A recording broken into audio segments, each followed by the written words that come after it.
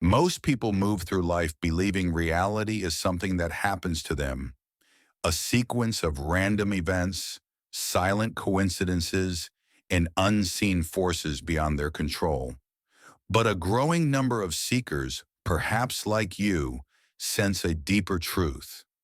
Life is not reacting to you. It is responding to you. This book is written for that whisper inside you. The part that suspects reality is far more fluid, intelligent, and responsive than you were ever taught. Beneath the surface of your everyday life lies an invisible architecture, laws, patterns, and energetic mechanics shaping every moment you experience. Whether you're aware of them or not, they are operating constantly. Awareness simply makes you the author instead of the audience. Secrets of Metaphysics is not a collection of theories. It is a journey. Through story, teaching, and practice, each chapter guides you deeper into the mechanics of consciousness, showing you how thoughts become form, how emotion shapes timelines, and how intention communicates with the unseen fabric of reality. You will meet seekers, artisans, merchants, gardeners, travelers, ordinary people who discover extraordinary truths. Their stories illuminate principles that mystics, sages, and quantum thinkers have hinted at for centuries. Your inner world precedes your outer world. Emotion is frequency. Assumption is creation. Surrender is power, not passivity. And gratitude is momentum. Part 1 awakens awareness. Part 2 teaches you to consciously craft your reality. Part 3 guides you into mastery, where creation becomes natural, continuous, and effortless. This journey is simple in structure, but profound in effect. If you follow the practices, not perfectly, only sincerely, you will begin to notice synchronicities, inner clarity, and outer shifts that feel impossible to dismiss as coincidence. And if you found this book through my YouTube channel, Book Fuel English, then consider this your next chapter of expansion. The channel fuels the mind. This book fuels your transformation. Reality is not fixed. It is not solid. It is not separate from you. It is alive, fluid, listening, and ready. Turn the page. Your unseen architecture awaits. The first stirring.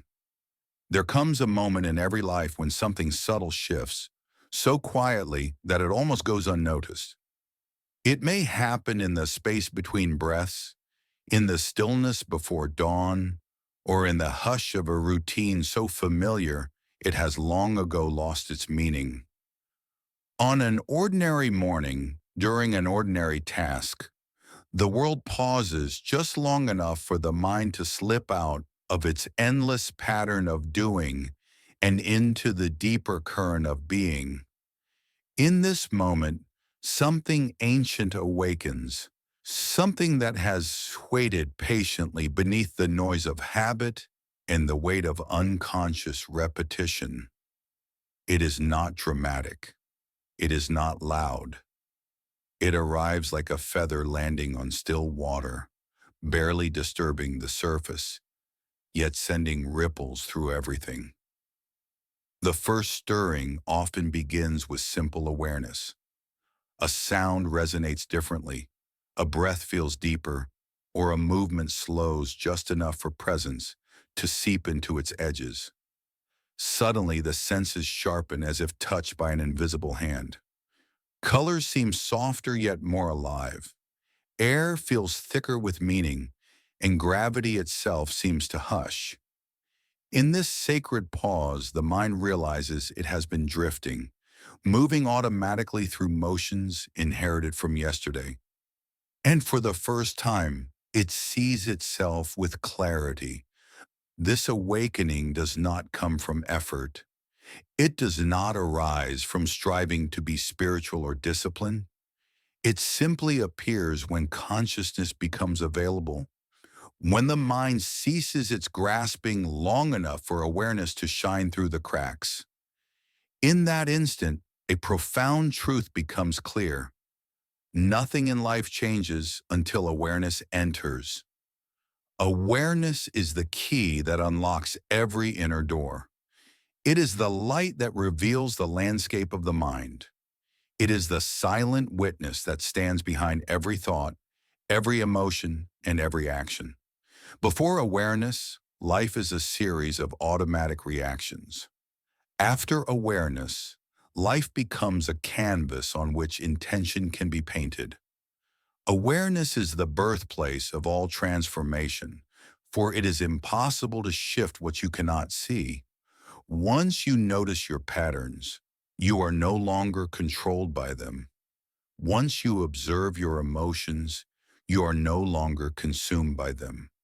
Once you become conscious of your thoughts, you realize you are not the thoughts themselves. You are the one who sees them. This recognition begins quietly, like a distant drum beat slowly growing closer. It is the first stirring of the Creator within. The moment you become aware, even for a single breath, the entire structure of your life begins to realign. This is the threshold where unconscious living ends and conscious creation begins. Every master, every sage, every teacher across time has spoken of this awakening. It is the moment you shift from being the effect of circumstances to the cause of your own reality. To anchor this awakening, begin with 1 minute of conscious stillness.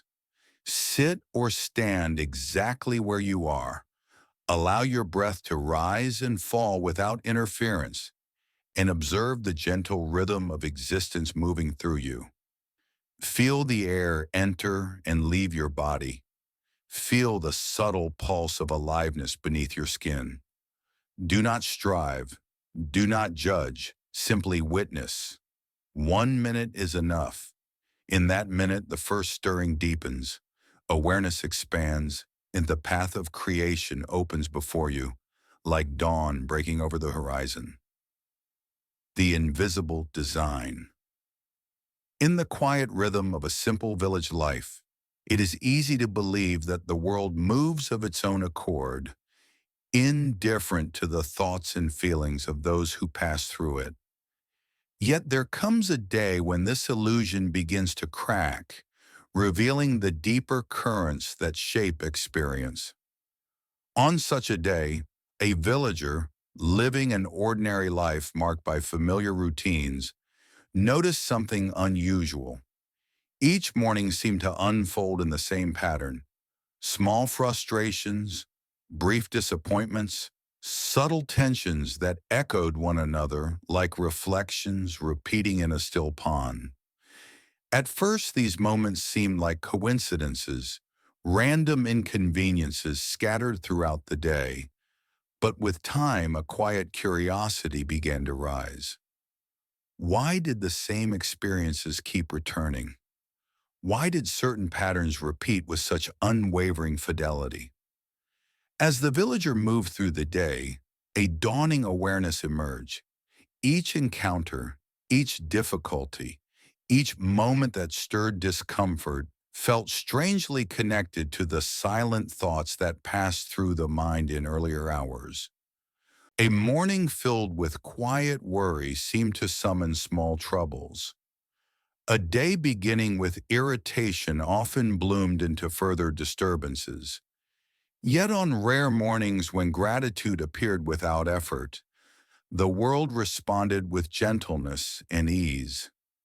It was as though life itself were a mirror, faithfully reflecting back the inner state held within. Slowly, the villager began to observe the invisible design. The outer world was not random, it was responsive. The universe seemed to take its shape from the beliefs carried quietly in the heart. When scarcity lingered in thought, scarcity appeared at the field of experience. When hope flickered, small blessings unfolded. When faith deepened, opportunities emerged like lanterns lighting a darkened path.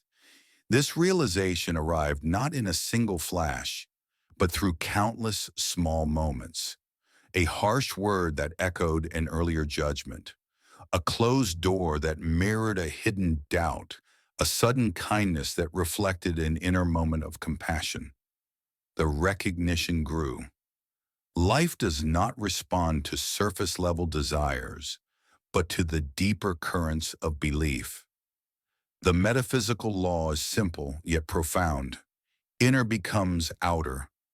Thoughts are not isolated events. They are seeds. Beliefs are not private. They are blueprints. The universe is not distant. It is participatory. What is held within becomes what is lived without. Life cannot help but mirror the inner world because consciousness is the foundation upon which reality builds itself. The villager realized that to change experience, one must first change the quiet conversations within the mind. As evening descended and lantern light stretched across the walls, a new practice formed naturally. Each night before sleep, there was a moment of reflection, gentle, curious, unhurried. The events of the day were recalled not as failures or victories, but as mirrors. Where did the world reflect fear? Where did it reflect trust? Where did it echo doubt? And where did it amplify confidence? This nightly ritual revealed patterns with clarity, allowing awareness to rise without judgment.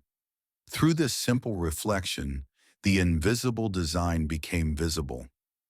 The inner world softened, beliefs shifted, and the outer world soon followed, rearranging itself with quiet precision.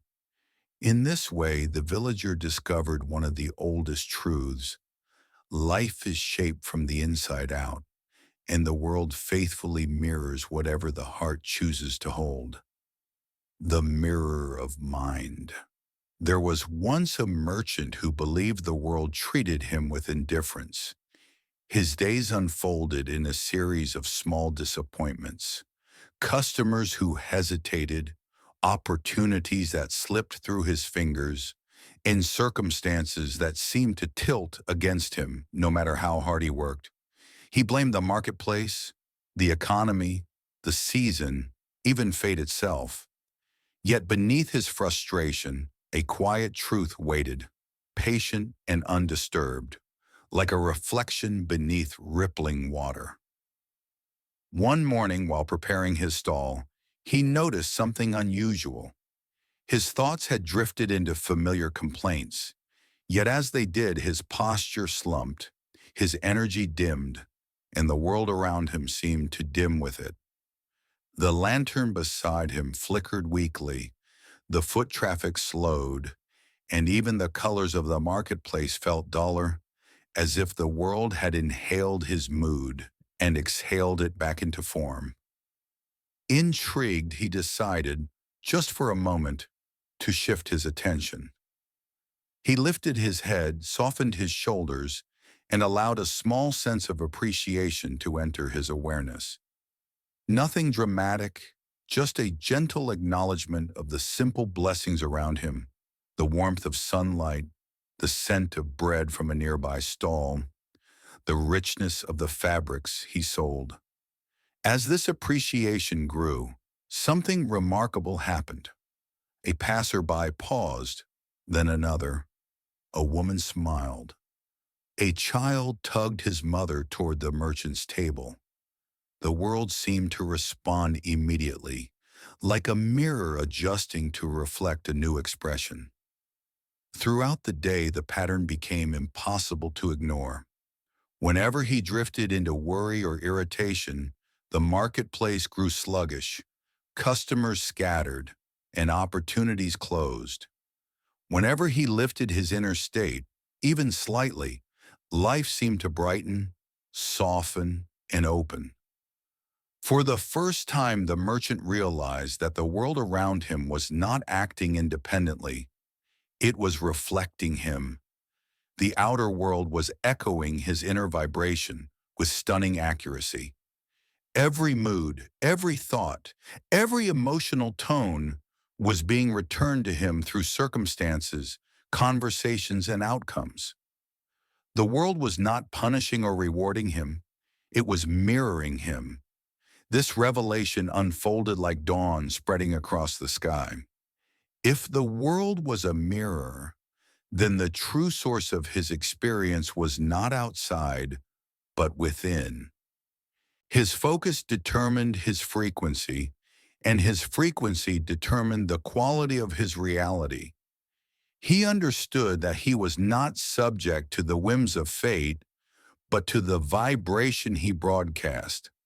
The world, impartial and precise, simply reflected whatever signal he held most consistently. Dominant vibration became dominant experience. That evening, when the marketplace had quieted and lanterns flickered with soft golden light, he stood before a simple polished surface, a mirror. He looked into his own eyes, not with judgment, but with curiosity. He recognized that the face staring back was the architect of every moment. In a whispered voice, he spoke an affirmation born from his awakening. The world shows me what I choose to be. As he repeated it, he saw subtle shifts in his posture, his breath, his expression. The mirror responded instantly, just as life did. This became his nightly ritual. He gazed into his own reflection, allowed his energy to settle, and affirmed his truth. Each night he adjusted his vibration, and each day the world adjusted accordingly. In time, the merchant learned the profound secret. When the mind changes, the mirror changes. And life, ever faithful, reflects the one who has remembered their power. Feeling as frequency. There was once a musician who carried melodies inside him, like constellations waiting to be heard. His hands knew the strings, his mind knew the notes, and his ideas sparkled with brilliance. Yet no matter how skillfully he played, his music drifted unnoticed through the world. Performances fell flat, audiences remained small, and opportunities dissolved like mist before sunrise. He could not understand why talent and effort were not enough. One morning, as he sat with his instrument resting quietly in his lap, he felt a heaviness in his chest, a subtle tension, a lingering doubt, a quiet fear of failure. Without meaning to, he played a song from that place of uncertainty, and the melody reflected it, slightly strained, slightly muted, lacking the magic he knew lived within him. In that moment, he realized something profound. His mind held visions of success, but his heart was radiating fear. His thoughts called for expansion, while his emotions whispered lack. His inner world was divided, and his music mirrored the fracture. Curious, he set his instrument aside and simply sat with his feelings. He noticed how each worry carried a vibration, tight, heavy, constricting, while each moment of gratitude felt warm, open, expansive. He began to understand that emotion was not decoration to thought, it was the engine behind it. Emotion was the frequency that determined whether a thought soared or fell to the ground. He remembered times when he felt joy without effort, and how his music then flowed effortlessly, drawing people in like moths to lamplight. He recalled moments when fear was absent and inspiration moved through him freely, as though carried by a wind not his own. It became clear that emotion was not a reaction to circumstances, but a generator of them. It amplified thought into form. It translated ideas into experience. It was the tuning fork that shaped reality. With this realization, the musician approached his craft differently. Before playing a single note, he tuned not his instrument, but himself. Each morning he sat in stillness, eyes closed, and summoned the feeling he wished to express that day. Not forced joy, not artificial optimism, but genuine emotion, perhaps appreciation for the gift of music, or excitement for possibility, or quiet confidence in his own path. He allowed the chosen feeling to expand within him until it filled his chest with a warm, resonant hum. Only then did he lift his instrument, and when he played from this centered emotion, something extraordinary happened. The music shimmered with life. Audiences felt the shift immediately. People who had once passed him by now stopped, listened, and returned with others. Applause grew. Invitations arrived. Momentum unfolded effortlessly, not because his skill changed, but because his frequency did.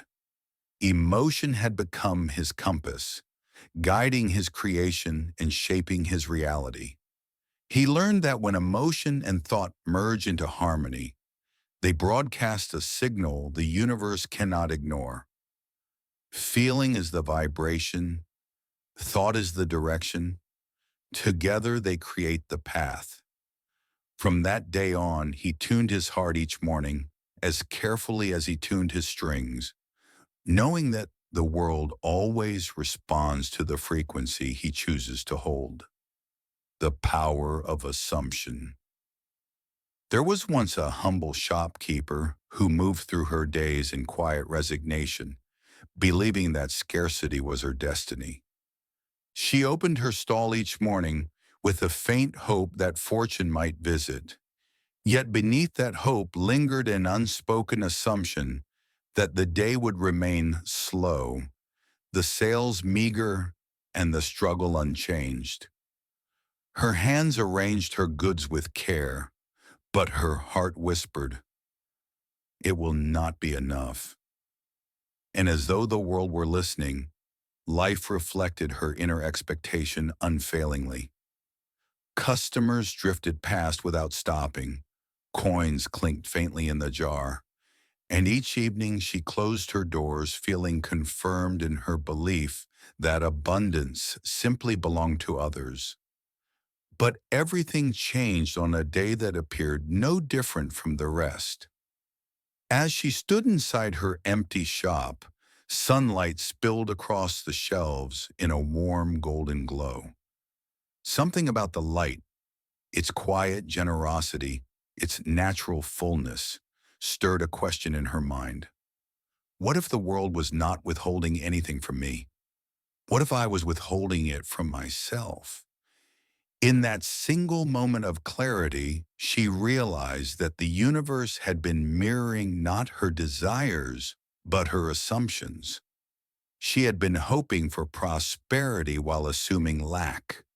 She had been wanting abundance while believing in limitation.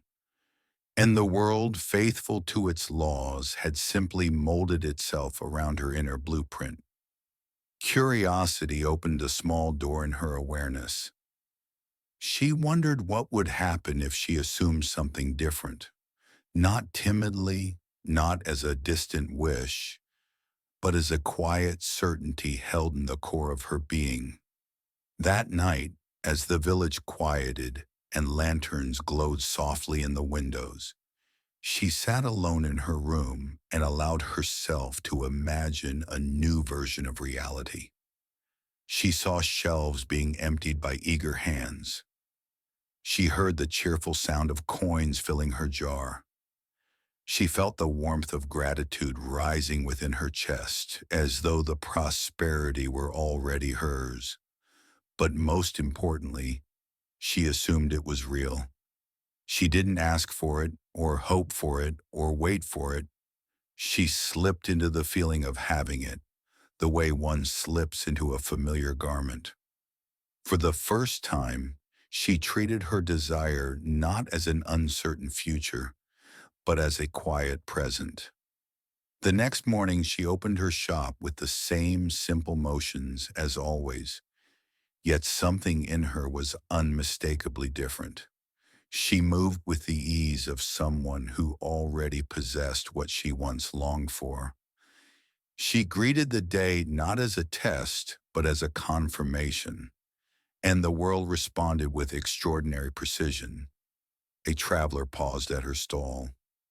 Then another. A woman who had walked past every day for years suddenly stepped inside and purchased more than she had ever sold in a single morning.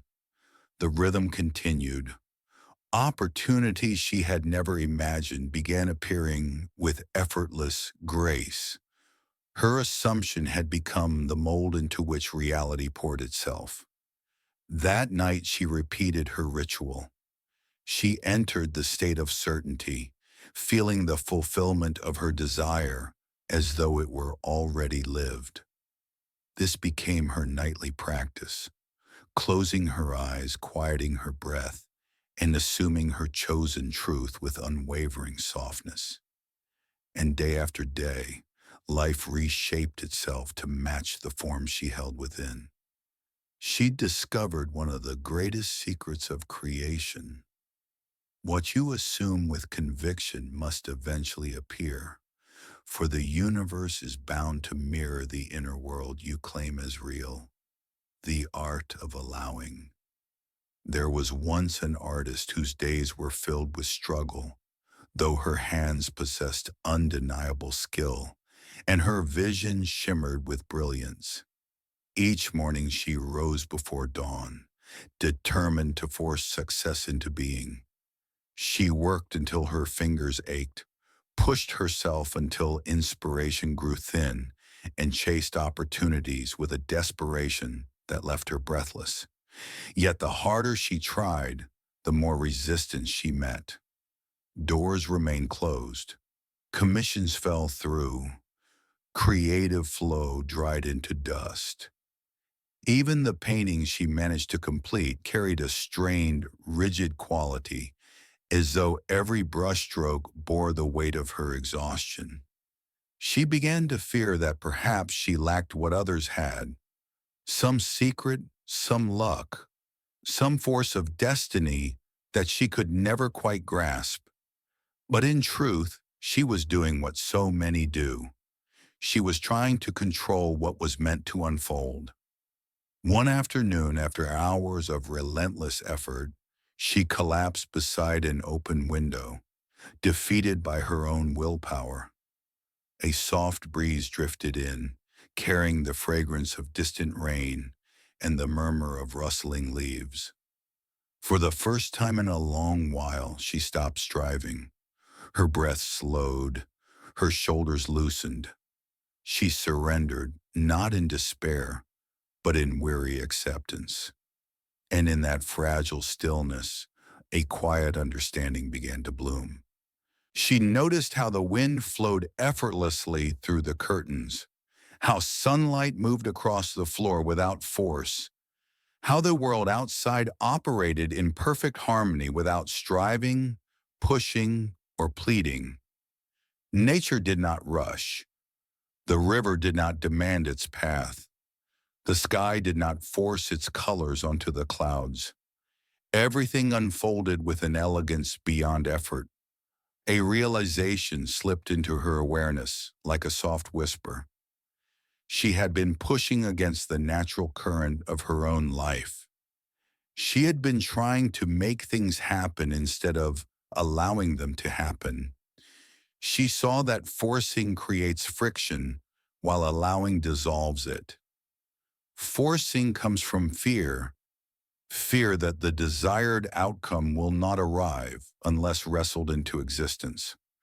Allowing comes from trust, trust that what is meant to meet you will find its way without being dragged. In that moment, she understood that the universe had never withheld from her.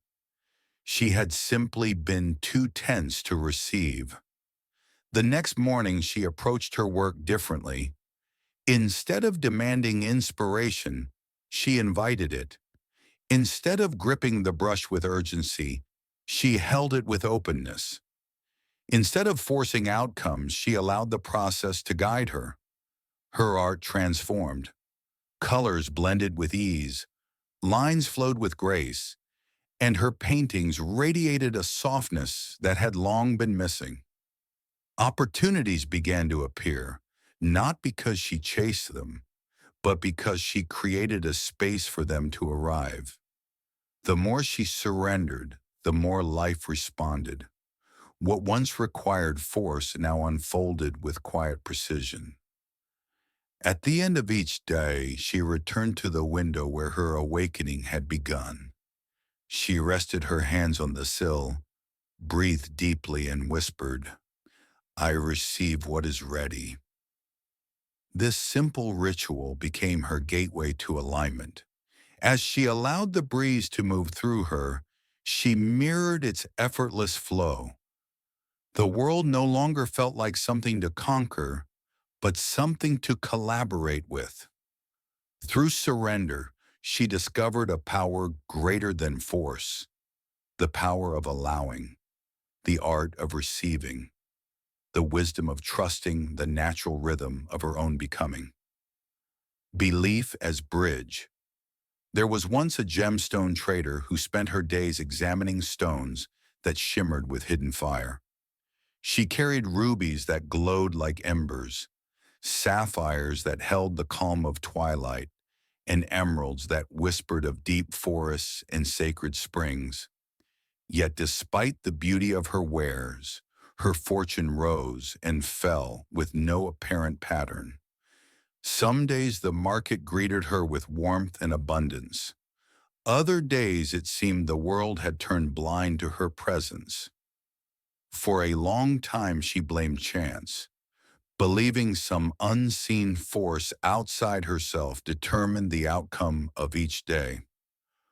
But one morning, as she arranged her gemstones in the soft glow of early light, she noticed something subtle, something she could no longer ignore.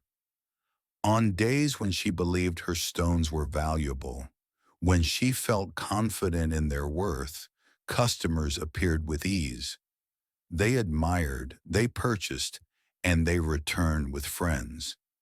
But on mornings when doubt clouded her mind, when she questioned her ability or feared scarcity, the marketplace seemed to reflect her uncertainty with uncanny precision. People walked past without noticing. Conversations felt strained. Opportunities dissolved. The gemstones themselves even seemed duller, as if mirroring the dimming of her belief. Slowly, a realization took shape. The world was not reacting to the stones, nor to the circumstances, nor to the shifting moods of the market. It was reacting to her, to the quiet beliefs she carried beneath every word, gesture, and breath. She began to observe her internal landscape with new awareness. Belief was not an abstract idea, but a living force, shaping the contours of her reality. When she believed in her worth, the world opened. When she believed opportunities were plentiful, they appeared. When she believed she was supported, she felt the ground beneath her strengthen. It became evident that belief was the bridge between possibility and manifestation. The universe offers infinite paths, infinite outcomes, infinite versions of tomorrow. But belief is the filter, the gatekeeper, that determines which of those possibilities solidify into form. A belief held consistently becomes a pattern the universe recognizes and reflects without fail. Understanding this, she no longer approached her work with anxious hope. Instead, before stepping into the marketplace each morning, she paused and touched her hand gently to her heart. She let her breath settle. She let her chest soften. And she called forward a belief that felt true not because she saw evidence of it, but because she chose it. A belief in her worth, a belief in her path, a belief in the silent intelligence that moves life toward harmony. She felt the warmth of her own certainty rise beneath her palm, and as it did, she sensed a shift, a quiet alignment, a strengthening of inner ground. When she stepped into the day from this place, the world responded with unmistakable clarity. Customers came, opportunities unfolded, the gemstones shimmered with renewed brilliance. Life arranged itself around her belief. Each evening she returned to the same heart-touch ritual, not to ask for anything, but to reaffirm the truth she now understood. Belief is the bridge across which reality travels. What the heart accepts, the world echoes. What the soul claims, the universe confirms. And so she lived by a simple sacred rhythm. Choose the belief, feel it fully, and let life rise to meet it. Resistance and release. There was once a vendor who stood at her market stall each day, feeling a growing weight in her chest. No matter how she arranged her goods, no matter how brightly she smiled, the flow of customers seemed to slow as the weeks passed. The village bustled with life, yet her corner of the marketplace felt frozen, stubbornly unmoved by her effort. Each morning she arrived early, determined to force momentum into being. She polished her table until it gleamed, stacked her wares with precision, and repeated encouraging words to herself under her breath. But beneath the surface, frustration simmered. She felt wronged by fate, unseen by fortune, and trapped in a stagnant loop. The more she pushed against her situation, the tighter the invisible knot seemed to become. Days blended into one another with an air of suffocating sameness. Her resistance grew with every quiet hour, and with it, her results grew heavier and more immovable. One afternoon, after yet another fruitless day, she stood in the middle of her stall and felt something inside her tighten until she could no longer breathe. For a moment, she considered closing everything, giving up, walking away. But instead, she simply stopped. She placed her hands gently on the table, lowered her head, and let the tension rise until she finally released a long, trembling exhale. In that breath, something soft arrived, an unexpected sense of surrender. She noticed the way the wind moved effortlessly through the square, how it met no resistance and therefore lost no strength. She saw how the clouds drifted without effort, reshaping themselves freely. She realized that nothing in nature fought its circumstances. Only she did. A subtle truth emerged like light-piercing fog. The more she resisted what was happening, the stronger its hold became. Her frustration had fed the very stagnation she wished to escape. Her resentment had anchored her to the problem. Her resistance had become a form of focus, and focus is energy. What she pushed against remained because she kept feeding it with her attention. The moment she stopped resisting, even for a breath, she felt a strange lightness sweep through her body, as though she had finally stepped out of her own way. She saw clearly that life was not punishing her. It was mirroring her inner tension. And if she wished for change, she had to release the grip she held around every outcome. The next morning, she approached her stall with a different presence. Instead of bracing against another difficult day, she greeted the circumstances exactly as they were.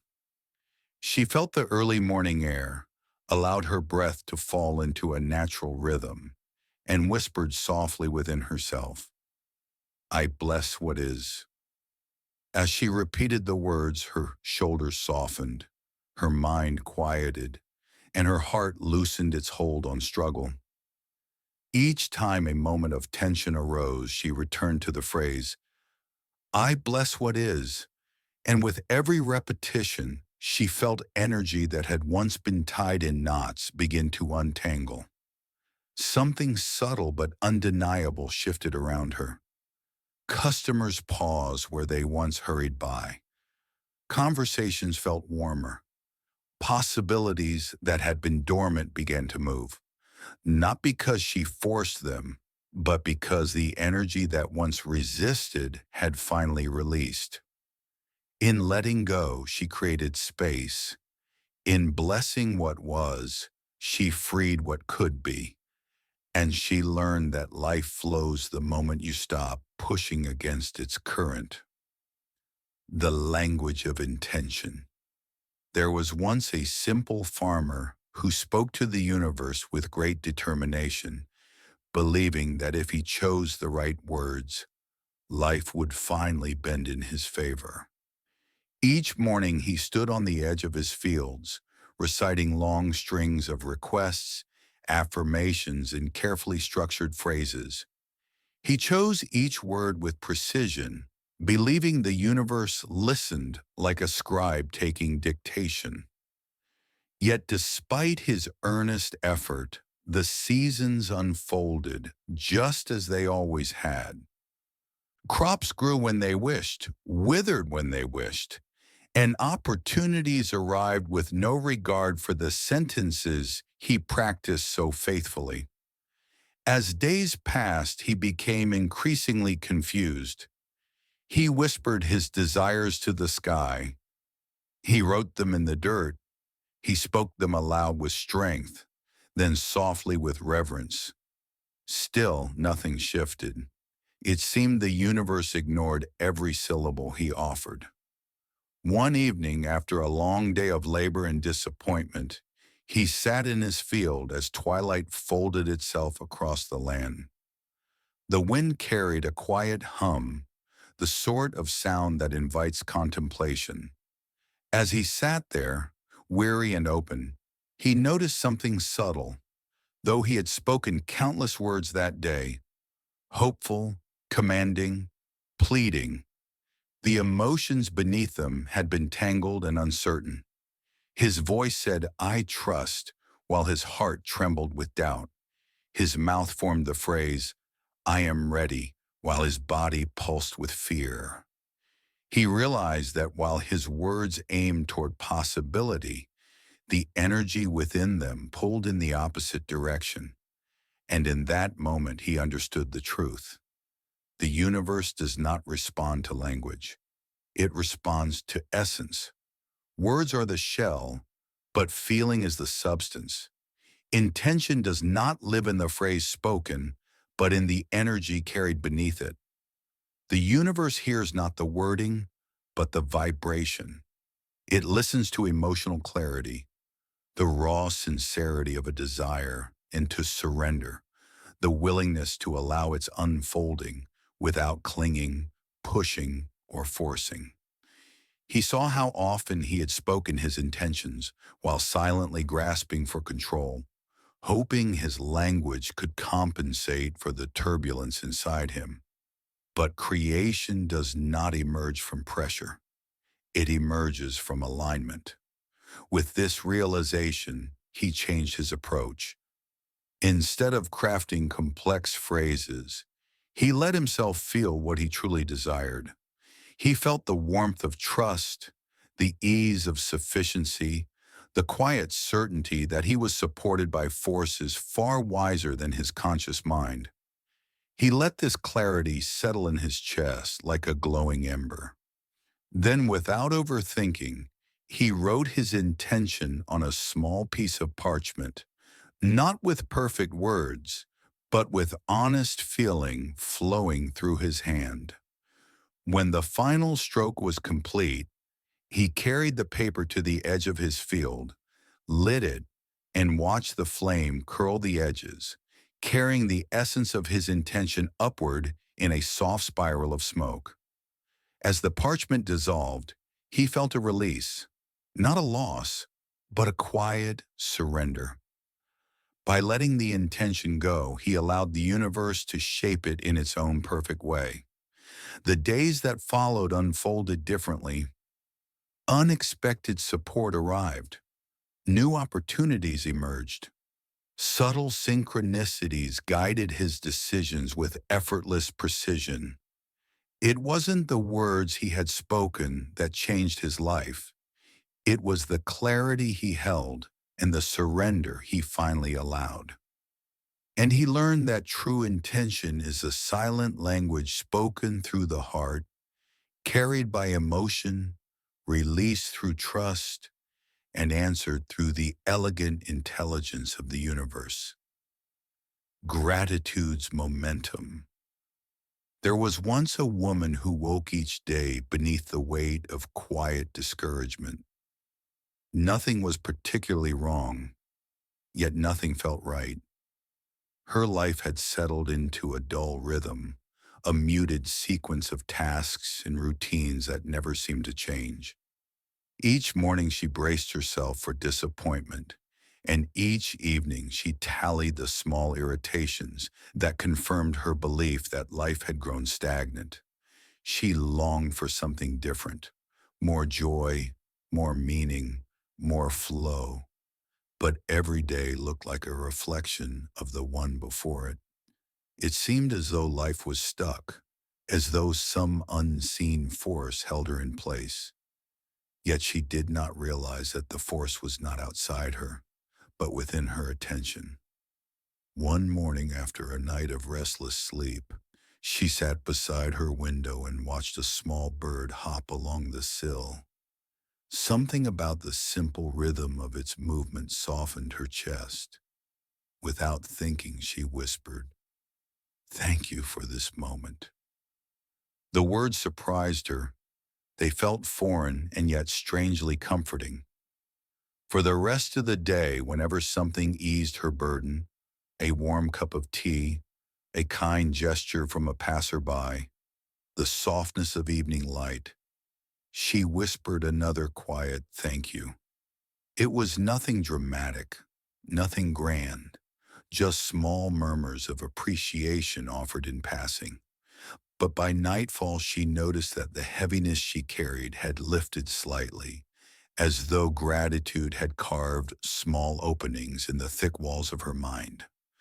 Encouraged by this shift, she continued the practice the next day and the next. Each moment of gratitude created a tiny spark, barely noticeable on its own. Yet together they formed a subtle glow that changed the energy around her. Within days, small synchronicities began appearing. A neighbor offered help without being asked. A new opportunity surfaced at work. A long overdue conversation unfolded with unexpected harmony. None of these were miracles in the traditional sense, yet each one felt like a quiet nod from the universe, as though life were responding to her newfound openness. With time, she understood the deeper truth behind her transformation.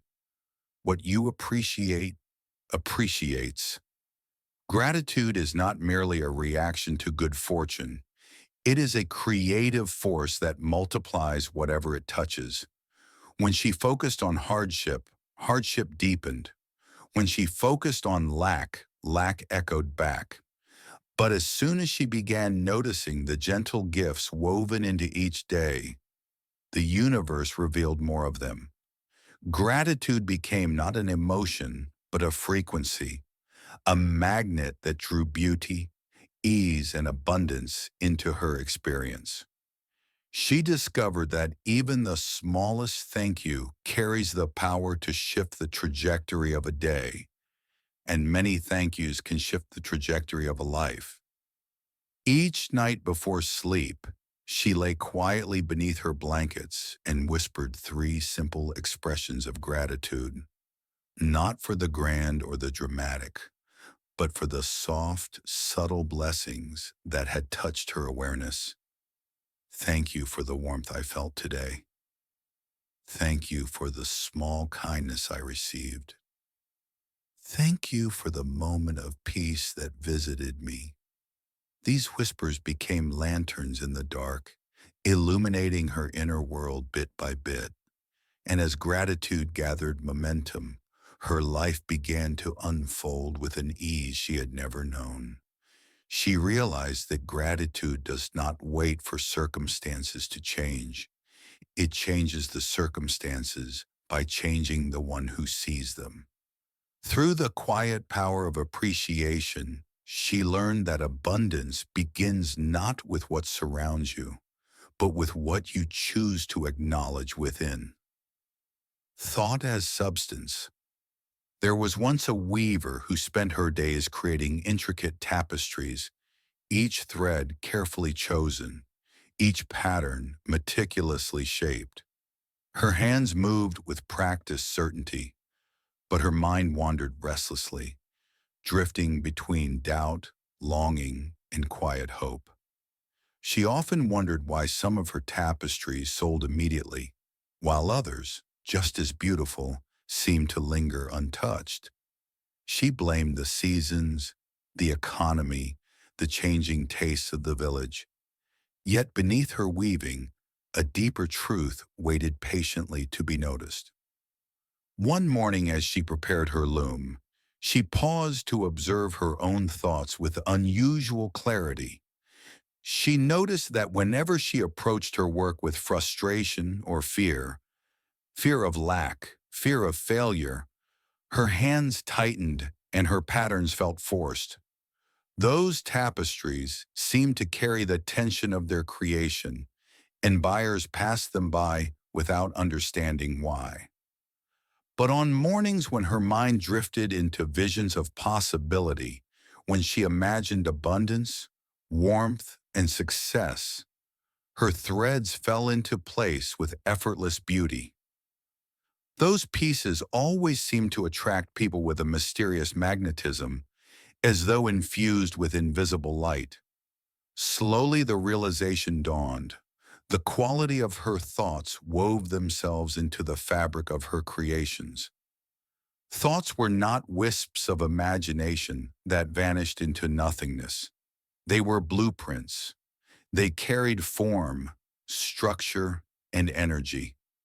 Every pattern she imagined before she touched the loom eventually revealed itself in thread. Every expectation she held quietly in her mind shaped the outcome of her day. The more she observed, the clearer the truth became. Thoughts were not passive. They were living seeds planted in the fertile field of reality. With awe, she began experimenting. Before beginning a new tapestry, she closed her eyes and let her mind conjure the outcome she desired. Not just what it looked like, but what it felt like.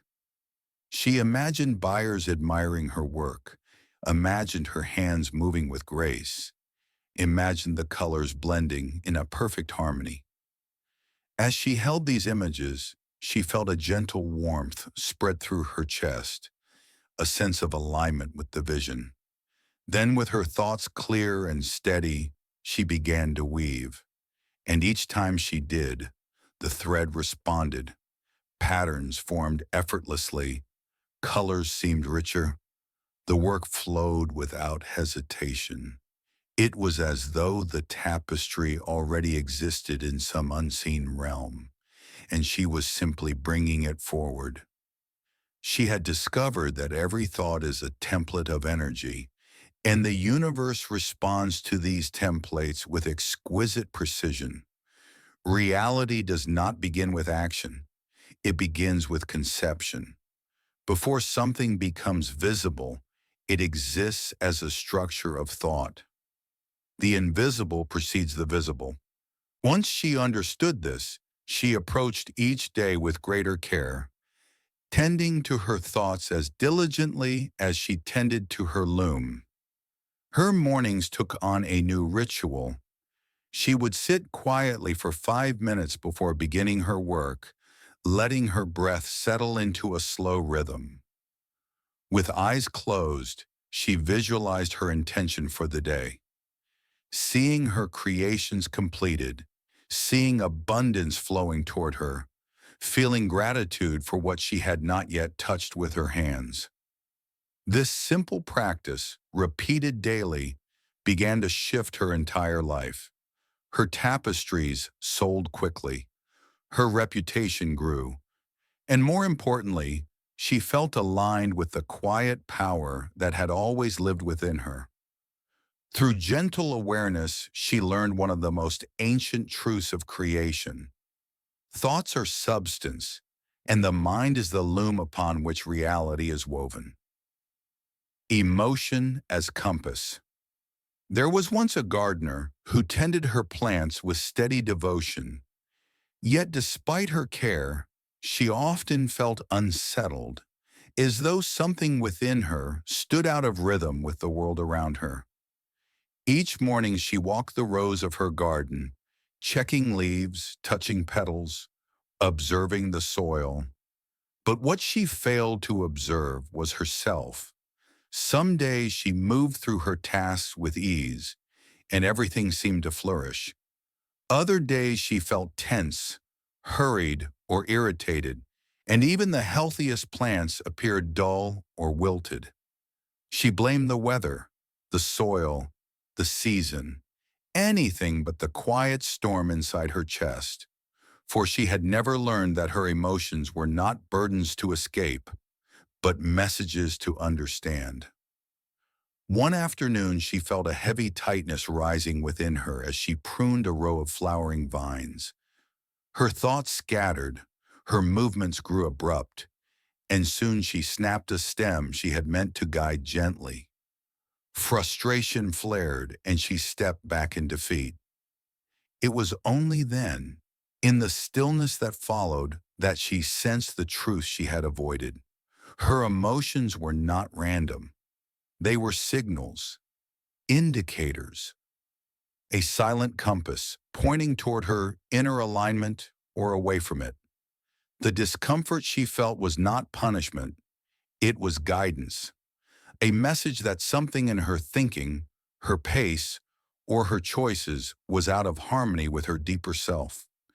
She noticed that on the days when her emotions were soft, when she felt peaceful, appreciative, open, the garden responded in kind. Colors seemed richer, growth appeared faster, solutions came easily, life flowed. Yet on the days when she carried tension inside her, the world around her mirrored that tension, reflecting it in small setbacks and subtle resistance. The connection became impossible to ignore. Her emotions were not obstacles. They were the inner language of her being, communicating with a precision she had never bothered to translate. As her awareness deepened, she began observing the nuances of her emotional landscape. She saw that sadness asked her to slow down. Frustration pointed her toward misalignment. Restlessness signaled unexplored desires, and joy indicated that she was in harmony with her true path. Every feeling carried intelligence. Every sensation carried a message. Emotions were not flaws, they were guides. And when honored, they revealed exactly where she stood in relation to the life she was meant to create. With time, she realized that resisting her emotions only intensified them. But when she allowed herself to feel them fully, without judgment, without story, without trying to fix them, their messages became clear and they dissolved naturally. Emotional awareness became her compass, guiding her through decisions, relationships, and creative pursuits. She learned to listen inwardly before acting outwardly, trusting that her emotional body always knew what her mind had not yet understood. Each morning before tending her garden, she practiced a simple ritual. She would close her eyes, breathe deeply, and identify the strongest feeling present within her. "What are you?" she would ask softly. "What are you trying to tell me?" Sometimes the answer rose immediately. Other times it surfaced slowly, like a tide returning to shore. But always the message arrived. And with this gentle practice, her inner and outer worlds began to align. In honoring her emotions as guides rather than enemies, she discovered a profound truth. Alignment is not found through force, but through listening. And with her emotions as her compass, every step she took led her closer to harmony, clarity, and the quiet wisdom that had been waiting within her all along. The present moment portal. There was once a shepherd who spent long days guiding his flock across open fields. Yet his mind rarely remained in the place where his feet stood. As the sheep grazed peacefully, he drifted into worries about tomorrow's weather, next season's pasture, and problems that had not yet taken shape. On other days, his mind wandered backward, replaying old mistakes, lingering on conversations long finished, and carrying burdens that time had already dissolved. Though the land around him was calm, his inner world churned with imagined storms. He lived everywhere except where life was truly happening, and without realizing it, he was giving his power to moments that did not exist. One afternoon, as the sun dipped low and shadows stretched across the hills, he noticed that his flock had wandered farther than he expected. He had been so lost in the maze of his thoughts that he had not seen them drift. Frustration rose, but for the first time, he stopped. Instead of blaming himself, he simply breathed. The wind brushed against his skin, carrying the scent of warm grass. The distant bells around the necks of his sheep chimed softly. The earth beneath his feet held firm and steady. Something inside him loosened. A quiet recognition spread through him. The only moment that truly existed was the one he had just returned to. In that instant of presence, a profound clarity revealed itself. The past had already unfolded. It held no real power except the power he fed it. The future had not yet arrived. It lived as possibility, not as truth. All that was real, vibrant, alive, and full of creative potential was the present moment. He realized that every decision, every shift in vibration, every act of creation happened here, not someday. The present was the portal through which life flowed. When he left his power. When he entered it fully, he became aligned with the intelligence that moves the entire universe. The more he practiced being present, the more he noticed how life responded. Problems that once felt overwhelming diminished when he stopped projecting them into the future. Past regrets lost their hold when he ceased rehearsing them.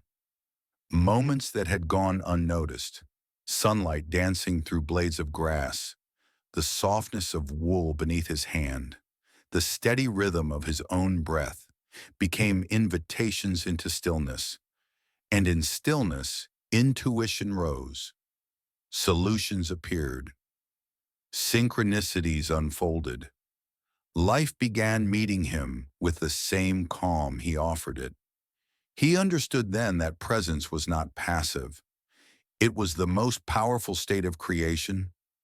When he was in the now, he could feel the gentle nudges of guidance within him. He could sense when to move, when to pause, when to trust, and when to act. The present moment became his compass, his teacher, his doorway into alignment with everything he desired.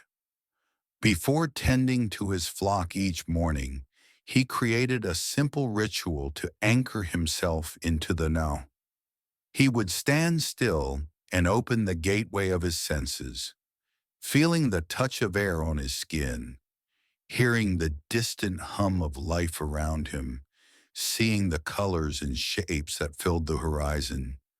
smelling the earth, and tasting the freshness of breath in his mouth. These 5 anchors brought him fully into the moment, dissolving the noise of past and future until only presence remained. Through this practice, he discovered one of the oldest truths. Creation does not happen yesterday or tomorrow. It happens now.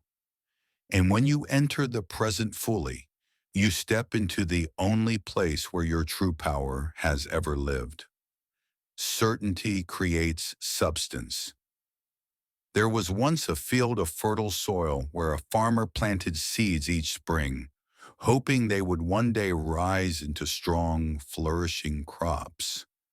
Yet year after year, many of the seeds remained dormant, barely pushing through the earth. The farmer blamed the weather, the soil, even fate itself, but never once considered the quiet energy he carried while planting them. He placed each seed into the ground with a hesitant hand, thinking, "I hope this grows," even as doubt shadowed his heart. And the seeds, sensitive to the vibration of the one who planted them, responded accordingly. Under the weight of uncertainty, they hesitated, unsure whether they were meant to rise or remain hidden beneath the soil.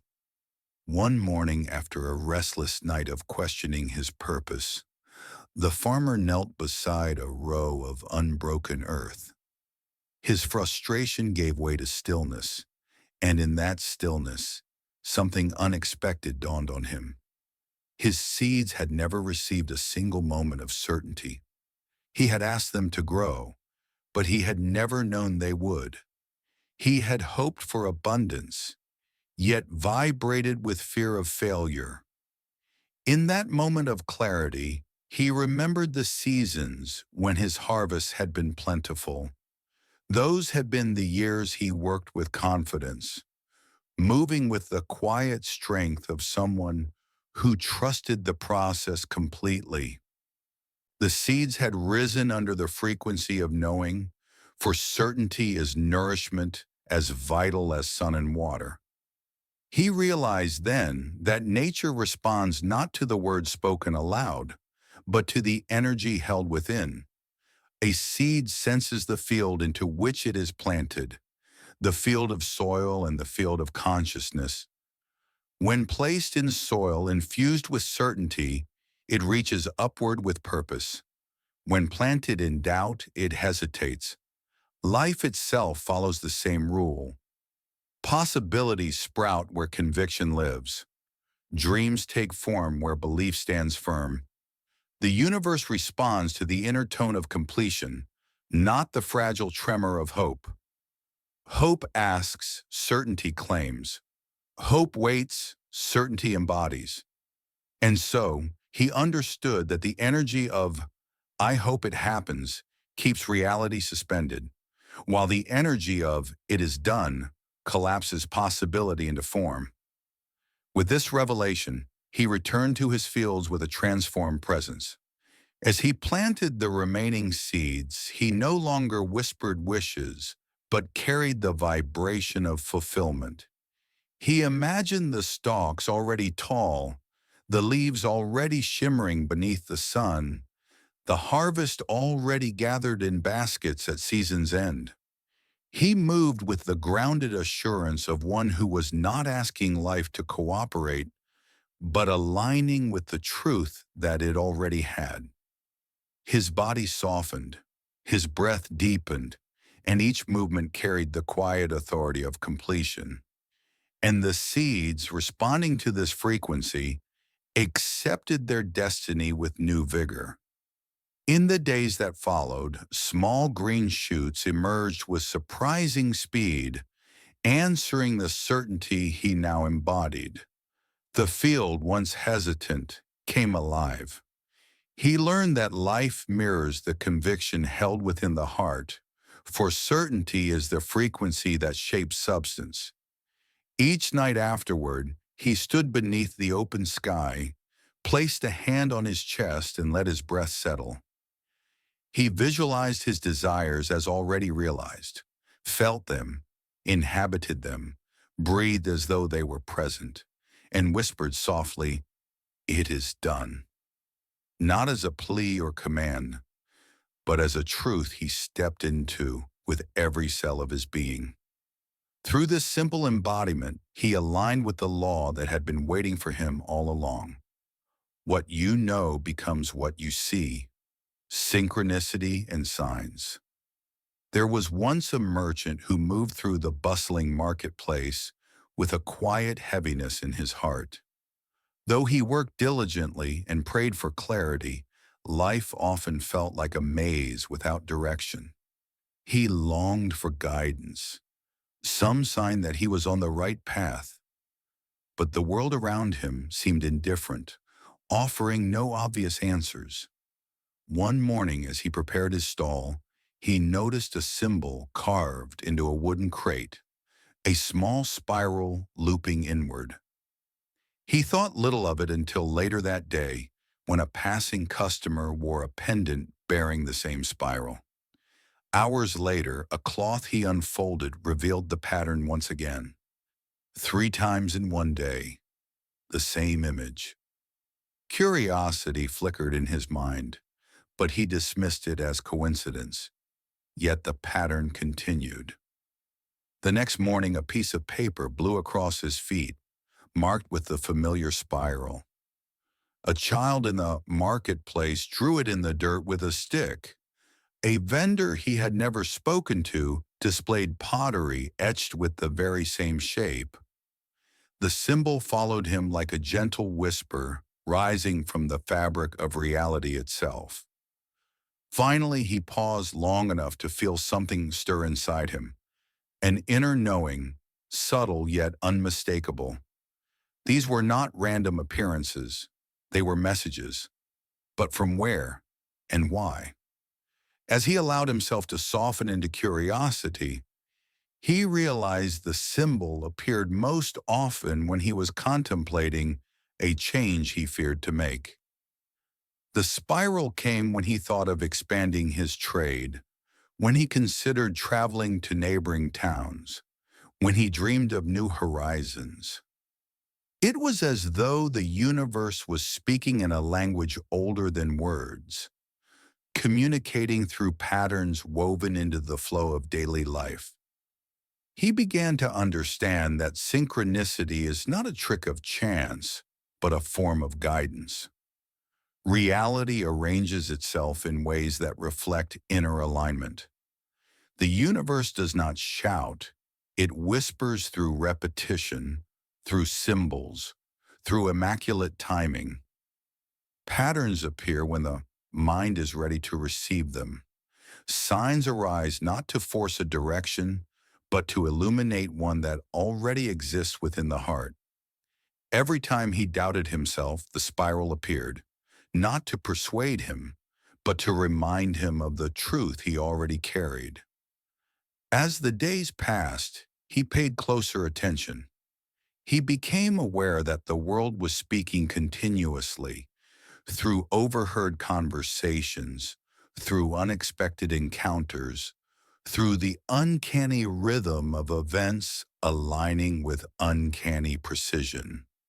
The more he listened, the clearer the messages became. He saw that reality communicates not in sentences, but in synchronicities, not in commands, but in patterns. Life was in conversation with him, waiting only for him to notice. One evening, as the sun melted into gold and shadows stretched across the marketplace, he paused in the quiet of his stall. He closed his eyes, breathed deeply, and asked with sincerity, not desperation, for one clear sign, one unmistakable symbol to confirm the direction he felt rising within him. He released the request without clinging, trusting that guidance would arrive in the way most natural and gentle. And in the days that followed, the world responded. The spiral appeared again, not by chance but as affirmation.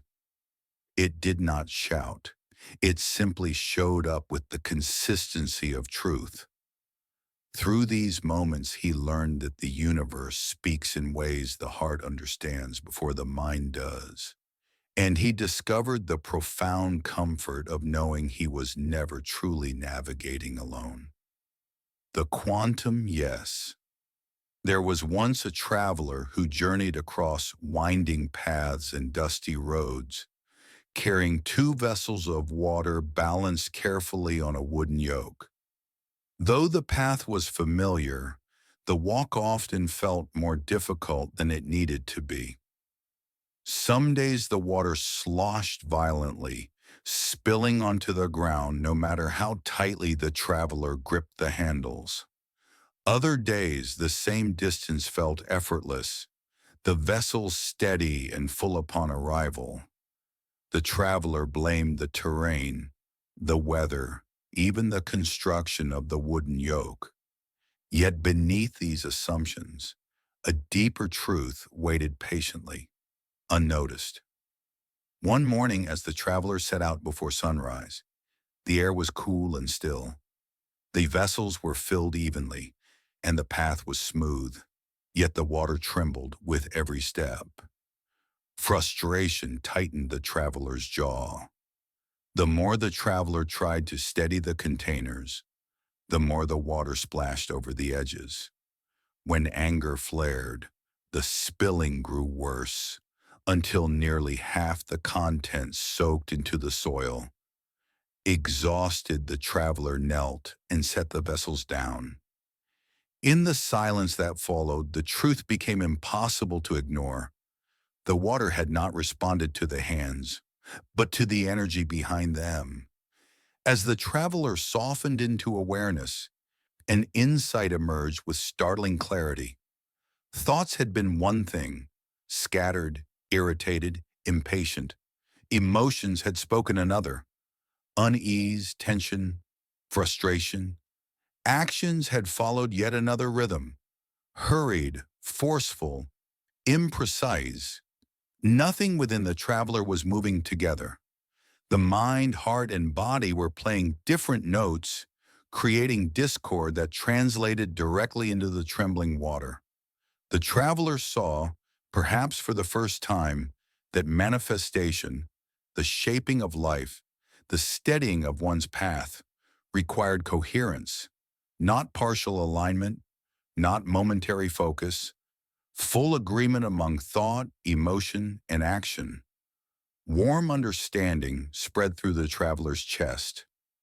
When the traveler thought of ease, but felt anxious and moved with haste, the universe responded to the dominant vibration, not the wish, but the emotional truth. When the traveler believed in stability, felt grounded, and walked with steady intention, the water always remained calm. The outer world was not random. It was reflecting the internal state with perfect precision. This was the quantum yes, the moment when every part of one's being aligns in agreement, becoming a unified signal that reality cannot resist. Once that signal is coherent, life organizes itself around it. With this new awareness, the traveler stood slowly and breathed deeply, letting the body soften, letting the mind quiet, letting the heart settle.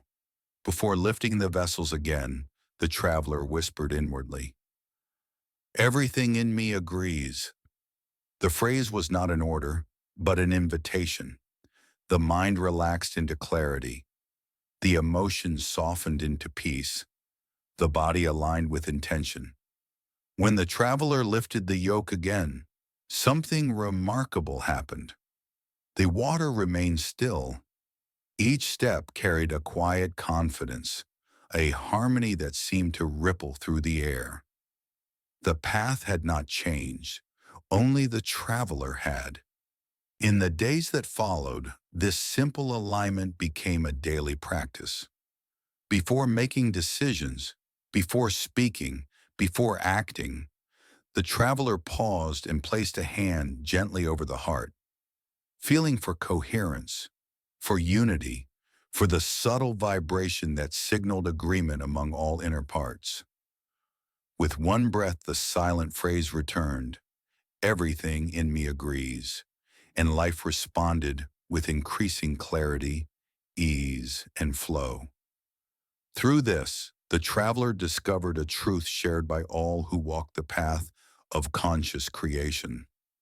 Manifestation is not about force, but about alignment. When thought, emotion, and action move as one, the universe gives its quantum yes. The energy of words. There was once a woman who tended a small garden behind her home, nurturing its plants with care and devotion. Each morning she watered the soil, checked the leaves, and ensured every sprout received the sunlight it needed. Yet despite her efforts, the garden's growth varied strangely. Some days the plants seemed vibrant and eager to rise.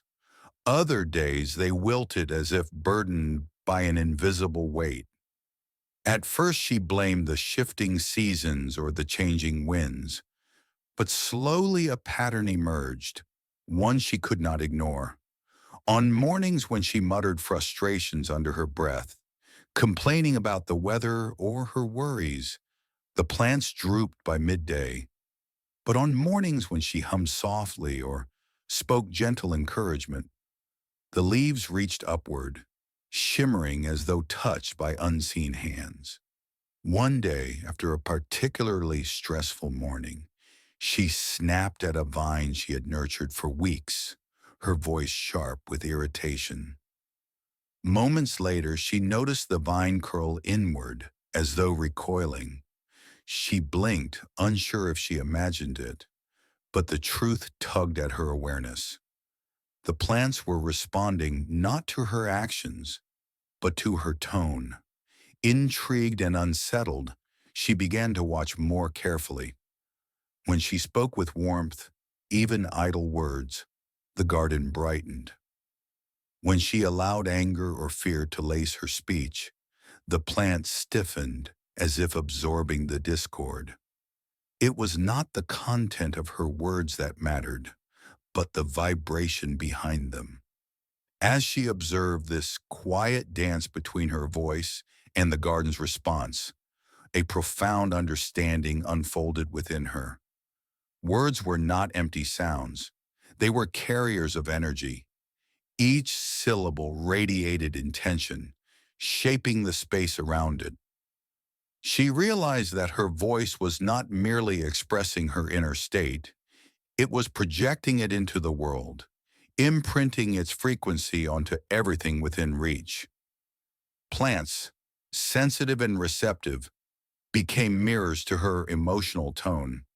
Her garden revealed what humans often overlook. Words mold reality long before actions do. They set the field in motion. They instruct the unseen forces that orchestrate the visible. She remembered moments from her past when harsh words had left invisible bruises, and others when kind words had lifted her spirit with astonishing power. It became undeniable that language was a form of energetic creation. Every statement was a seed planted in the soil of consciousness. Some seeds sprouted into limitations, others blossomed into possibility. The world around her responded with the same precision the plants did, reflecting the vibration of her speech. With this awareness, her relationship to words changed. She no longer spoke unconsciously. She treated her language like a sacred tool. Throughout the day, she softened her tone, adjusting her speech to match the truth she wished to live. And her garden transformed. The flowers bloomed more fully, leaves unfurled with new strength. The air itself felt lighter, as though her words had woven new patterns into the space around her. At dusk, when the sky blushed into dusk's quiet blues, she stood among her plants and practiced a simple ritual. She let her breath settle, placed a hand over her heart, and spoke 3 declarations into the soft evening air. Not demands, not requests, but affirmations carrying the vibration of harmony she wished to live. Her voice warm, her tone steady, she whispered beliefs she wanted the universe to echo. And the garden, listening as always, responded with unmistakable vitality. Through this she learned, words are not just spoken, they create. Their energy shapes the world long before their meanings reach the mind. Allowing abundance. There was once a shopkeeper who stood in her small store each day watching wealth flow effortlessly to others, while she struggled to make even modest sales. She watched neighboring merchants prosper with what seemed like ease, coins ringing in their jars, customers crowding their stalls, opportunities arriving like birds drawn to seed. Meanwhile, she felt invisible, as though abundance had simply forgotten her name. Each time she saw another succeed, a familiar tightness wrapped around her heart. She tried to mask the envy, but it lingered, whispering that she was somehow excluded from the grace that touched others. She believed abundance was scarce, unevenly distributed, given to a chosen few. Yet beneath her longing and frustration, a deeper truth waited for her to notice. One afternoon, after watching yet another neighboring stall flourish, she felt the ache return. But instead of turning away, something in her softened. She looked at the other shopkeeper's success, the laughter, the glowing faces, the steady flow of customers, and suddenly, instead of feeling wounded by it, she felt a quiet warmth rise in her chest. Almost without thinking, she whispered, "May your prosperity grow even more." The words surprised her. They felt foreign, yet freeing, like air after a long-held breath. She walked home that evening lighter, as if some invisible knot had loosened. The next day, she tried the same experiment.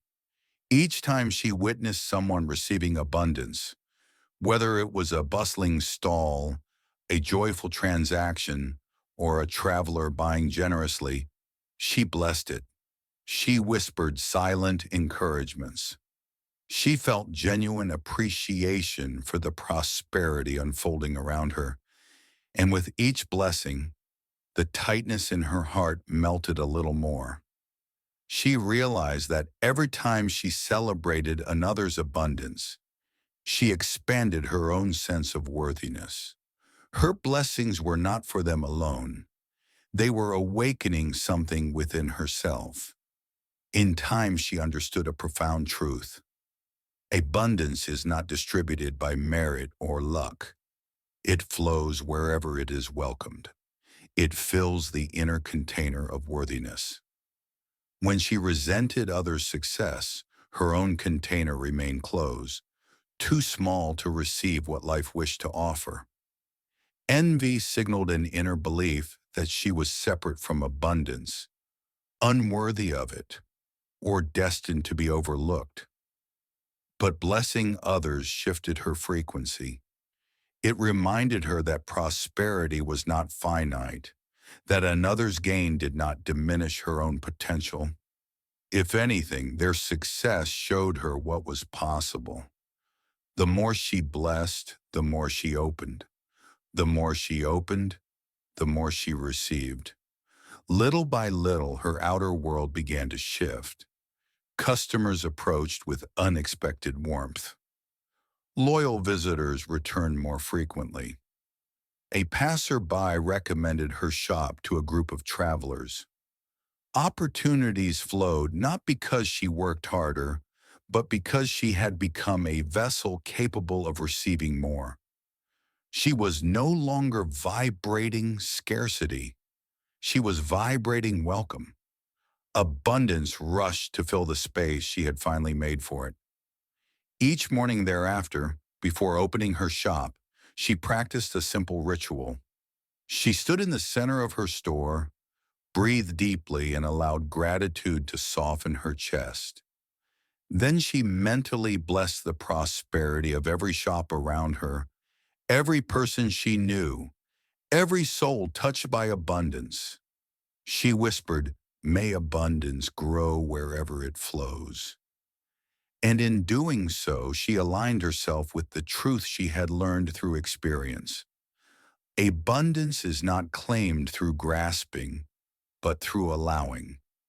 It fills the hearts that open to it and expands wherever it is honored. Time as servant.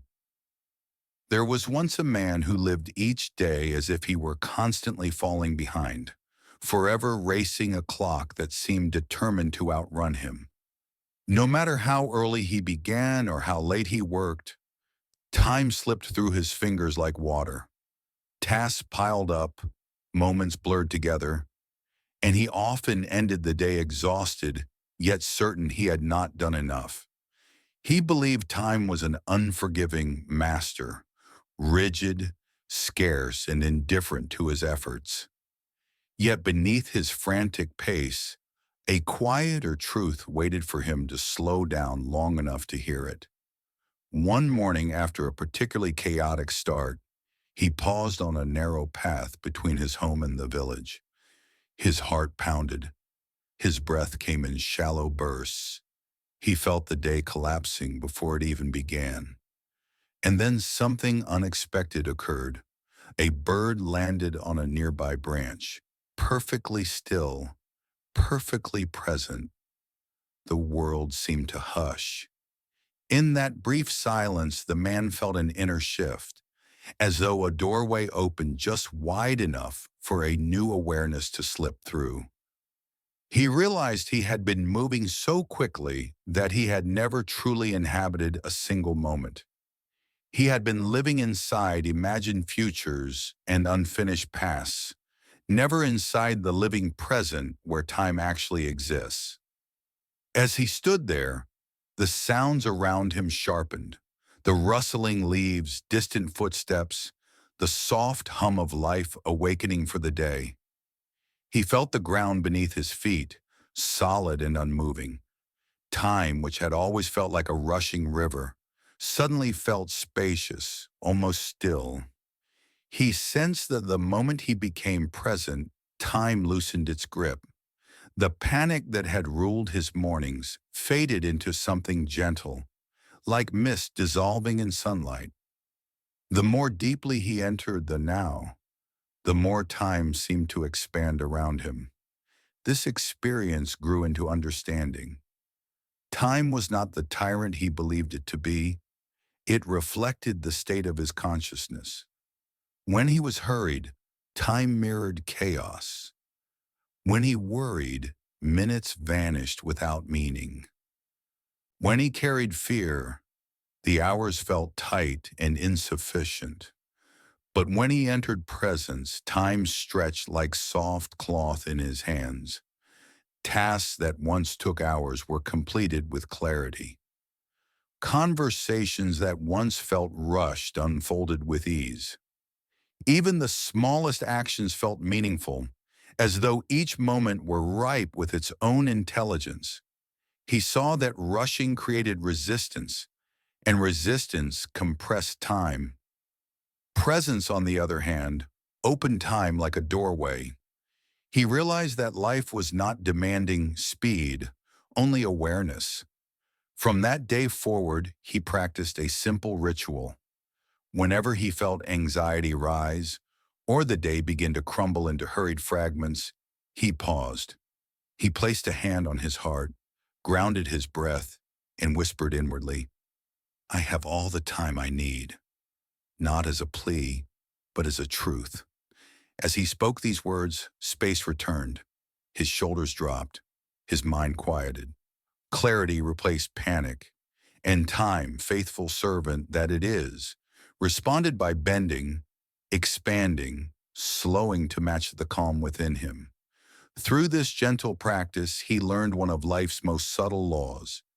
Time does not rule you, it reflects you. And when you stand firmly in the present, time becomes your ally, opening itself like a patient friend waiting to walk beside you rather than ahead. The science of surrender. There was once a painter who spent countless hours standing before a blank canvas, willing inspiration to appear. He pushed himself relentlessly, mixing colors again and again, redrawing outlines, pacing the room as though movement alone could coax creativity into form. Yet no matter how hard he tried, the canvas resisted him. His strokes felt forced. His ideas felt tangled. The harder he pushed, the more lifeless his work became. Each attempt left him exhausted, frustrated, and convinced that creation demanded strain. He believed mastery required conquering the canvas with sheer effort, but beneath his struggle, a deeper truth waited patiently, untouched by his forcefulness. One night, after another day of fruitless labor, he set down his brush with a heaviness that felt like surrender. Not the collapse of defeat, but the quiet release of someone who finally lets go of what he cannot control. He stood before the canvas and felt the tension draining from his body, the thoughts settling, the pressure dissolving like dust in water. The quieter he became, the more present he felt. In that fragile stillness, he sensed something subtle, the feeling that he was not meant to force inspiration, but to allow it. That creation was not a battle, but a partnership between himself and something vaster, wiser, and infinitely gentle. He realized that life had its own rhythm, its own timing, its own perfect choreography. When he tried to direct it through force, he tangled himself in resistance. But when he softened into trust, everything aligned with astonishing ease. The canvas was never resisting him. He had been resisting the natural flow of creation. The moment he surrendered, he felt an inner shift, like a door opening in his chest. Ideas began to rise, not from strain, but from stillness. Colors spoke to him. Shapes suggested themselves. His hand moved without thought, guided as though by an unseen intelligence. What once felt impossible became effortless. He painted through the night, not frantically, but fluidly, as if participating in a dance choreographed somewhere beyond his mind. By dawn, he stepped back in awe. Before him was a masterpiece, richer, truer, and more luminous than anything he had ever created. It had emerged not from effort, but from alignment. He understood in that moment that surrender was not a failure of will, but a return to harmony with divine orchestration. True power was not in forcing the path, but in allowing himself to be carried by the quiet intelligence that knows the way before he does. From that day forward, he approached life differently. He stopped gripping outcomes with anxious hands. He stopped pushing against timing. He stopped believing he had to fight for every inch of progress. Instead, he sought the stillness within him, the place where the universe whispers guidance. He learned that surrender is not passive, it is profoundly active, a choice to align with the deeper currents shaping reality. Each night before sleep, he practiced a simple ritual. He lay in the dark, placed a hand over his heart, breathed softly, and released every worry, every plan, every question into the quiet vastness within him. In a whisper that felt like a bridge between worlds, he said, "Thy pattern is perfect." With each repetition, tension dissolved. Over time, life began to unfold around him, with grace he once believed was reserved for the fortunate. He discovered the secret he had long sought. The universe works flawlessly when he stops trying to control its perfection. Conscious continuity. There was once a seeker who carried within her a growing understanding of the invisible laws that governed her life. Through quiet practices and moments of deep awareness, she had begun to feel a steady power rising inside her, a sense of clarity, alignment, and inner strength that made life unfold with a new and gentle precision. Days became smoother, decisions became clearer. Synchronicities appeared as though reality itself had begun speaking her language. For a while, she lived in profound harmony with herself and the world around her. But slowly and almost without noticing, she began drifting from the practices that nurtured this harmony. One morning, she skipped her meditation, telling herself she would return to it tomorrow. Another day, she forgot the gratitude that once came so naturally. Soon her nightly reflections were replaced by exhaustion, her affirmations by old habits of worry.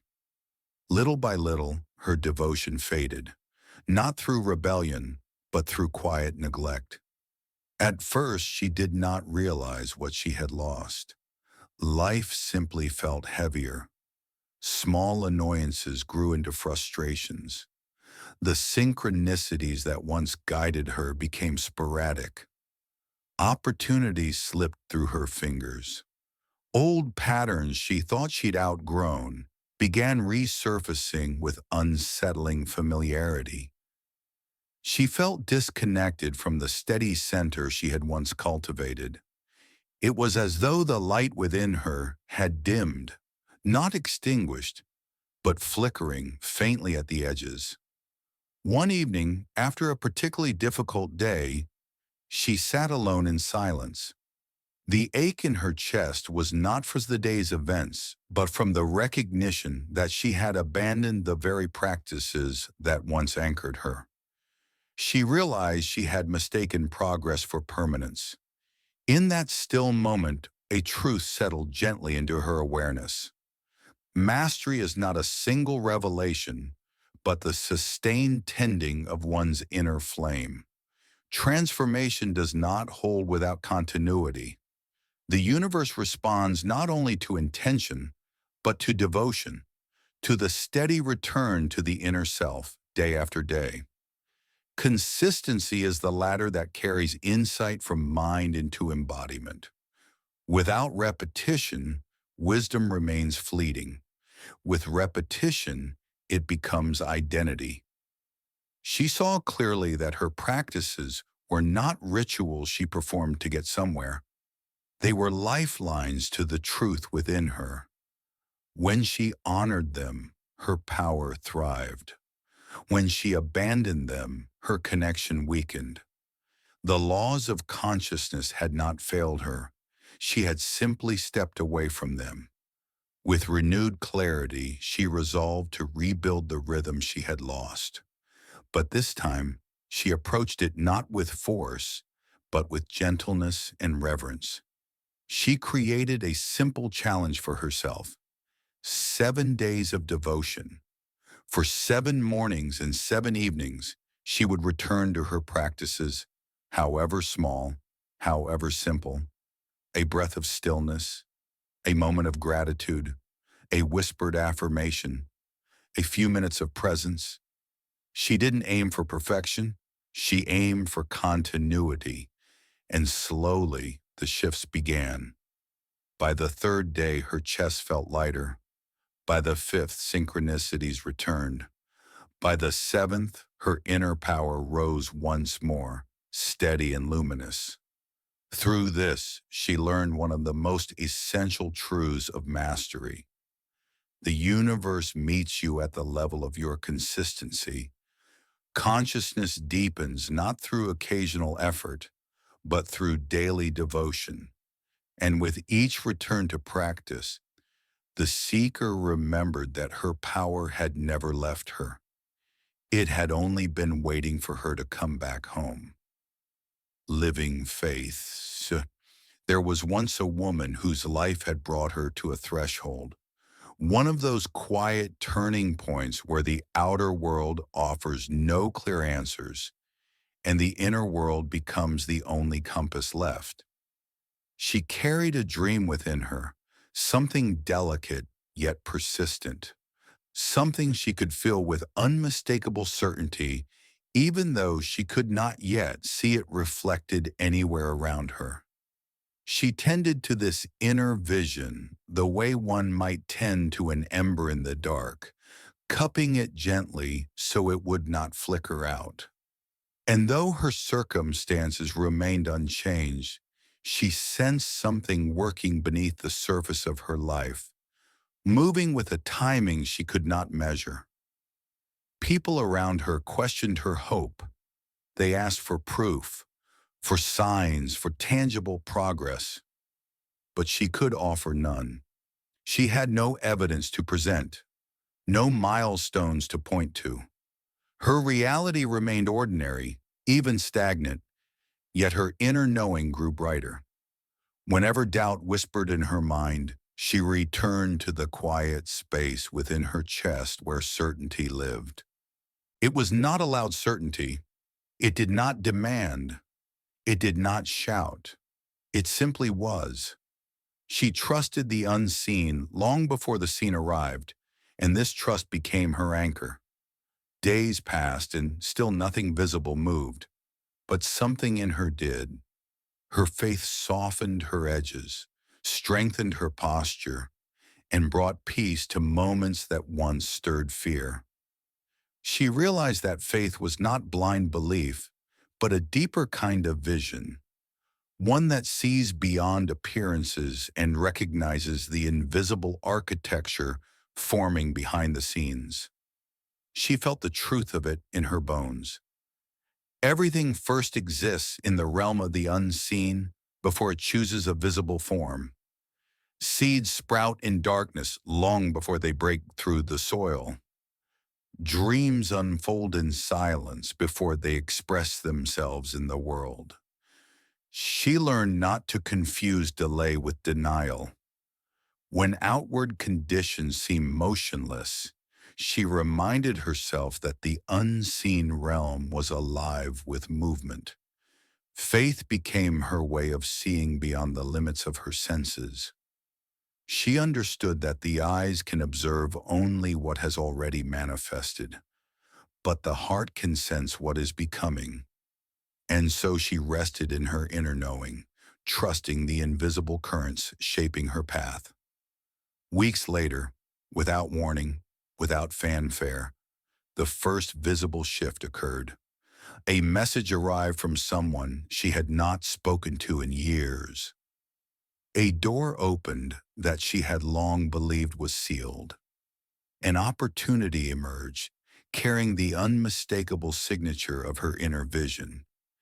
It was as though the universe had simply waited for her to remain steady long enough for reality to catch up to her belief. And in that moment, she realized the seen had arrived precisely because she had trusted the unseen. From then on, she carried a new reverence for the invisible. Each morning, before the world could place its weight upon her shoulders, she closed her eyes and breathed deeply into her heart. She entered the stillness where faith resides. And in a quiet voice, she spoke a simple knowing. I have met this in the unseen. She allowed the feeling of her desire fulfilled to wash over her, letting her entire being resonate with completion before evidence appeared. Through this practice, she discovered the essence of living faith, not waiting for proof to believe, but believing until proof appears. She learned that the unseen is not empty. It is the womb of creation. And whatever she met there with certainty, life eventually mirrored back into form. Divine imagination. There was once a craftsman who worked with quiet skill in a modest workshop tucked behind the village square. His creations were beautiful, carved wood, polished metal, intricate designs that held both function and grace. Yet despite his talent, His work remained largely unseen. He dreamed of a life where his craft reached far beyond the narrow walls of his workshop, where people sought him out, where his creations traveled to distant towns and were cherished by many. But each time he looked at his circumstances, he felt discouraged. The world around him showed no sign of expansion, and he mistook the lack of visible progress for the absence of possibility. One evening, exhausted and uncertain, he set down his tools and allowed his mind to drift. His eyes softened, his posture relaxed, and in that softened state, something remarkable began to unfold behind his closed eyelids. He saw himself standing in a larger workshop bathed in golden light. He imagined shelves filled with his creations, each one gleaming as though touched by a quiet blessing. He felt the warmth of satisfaction in his chest, the joy rising in his breath. He imagined customers arriving with excited expressions, choosing his work with reverence, speaking of its beauty.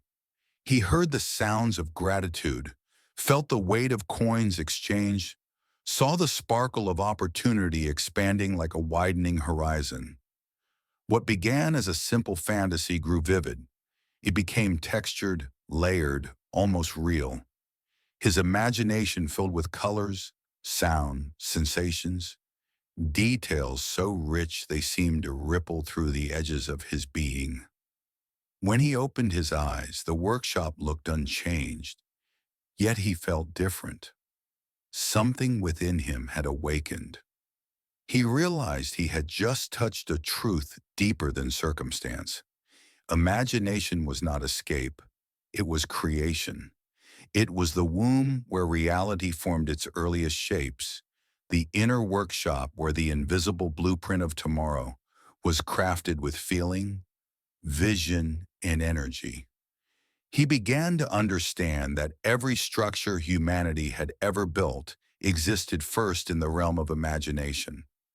Every invention, every masterpiece, every breakthrough was conceived inwardly before it ever touched the physical world.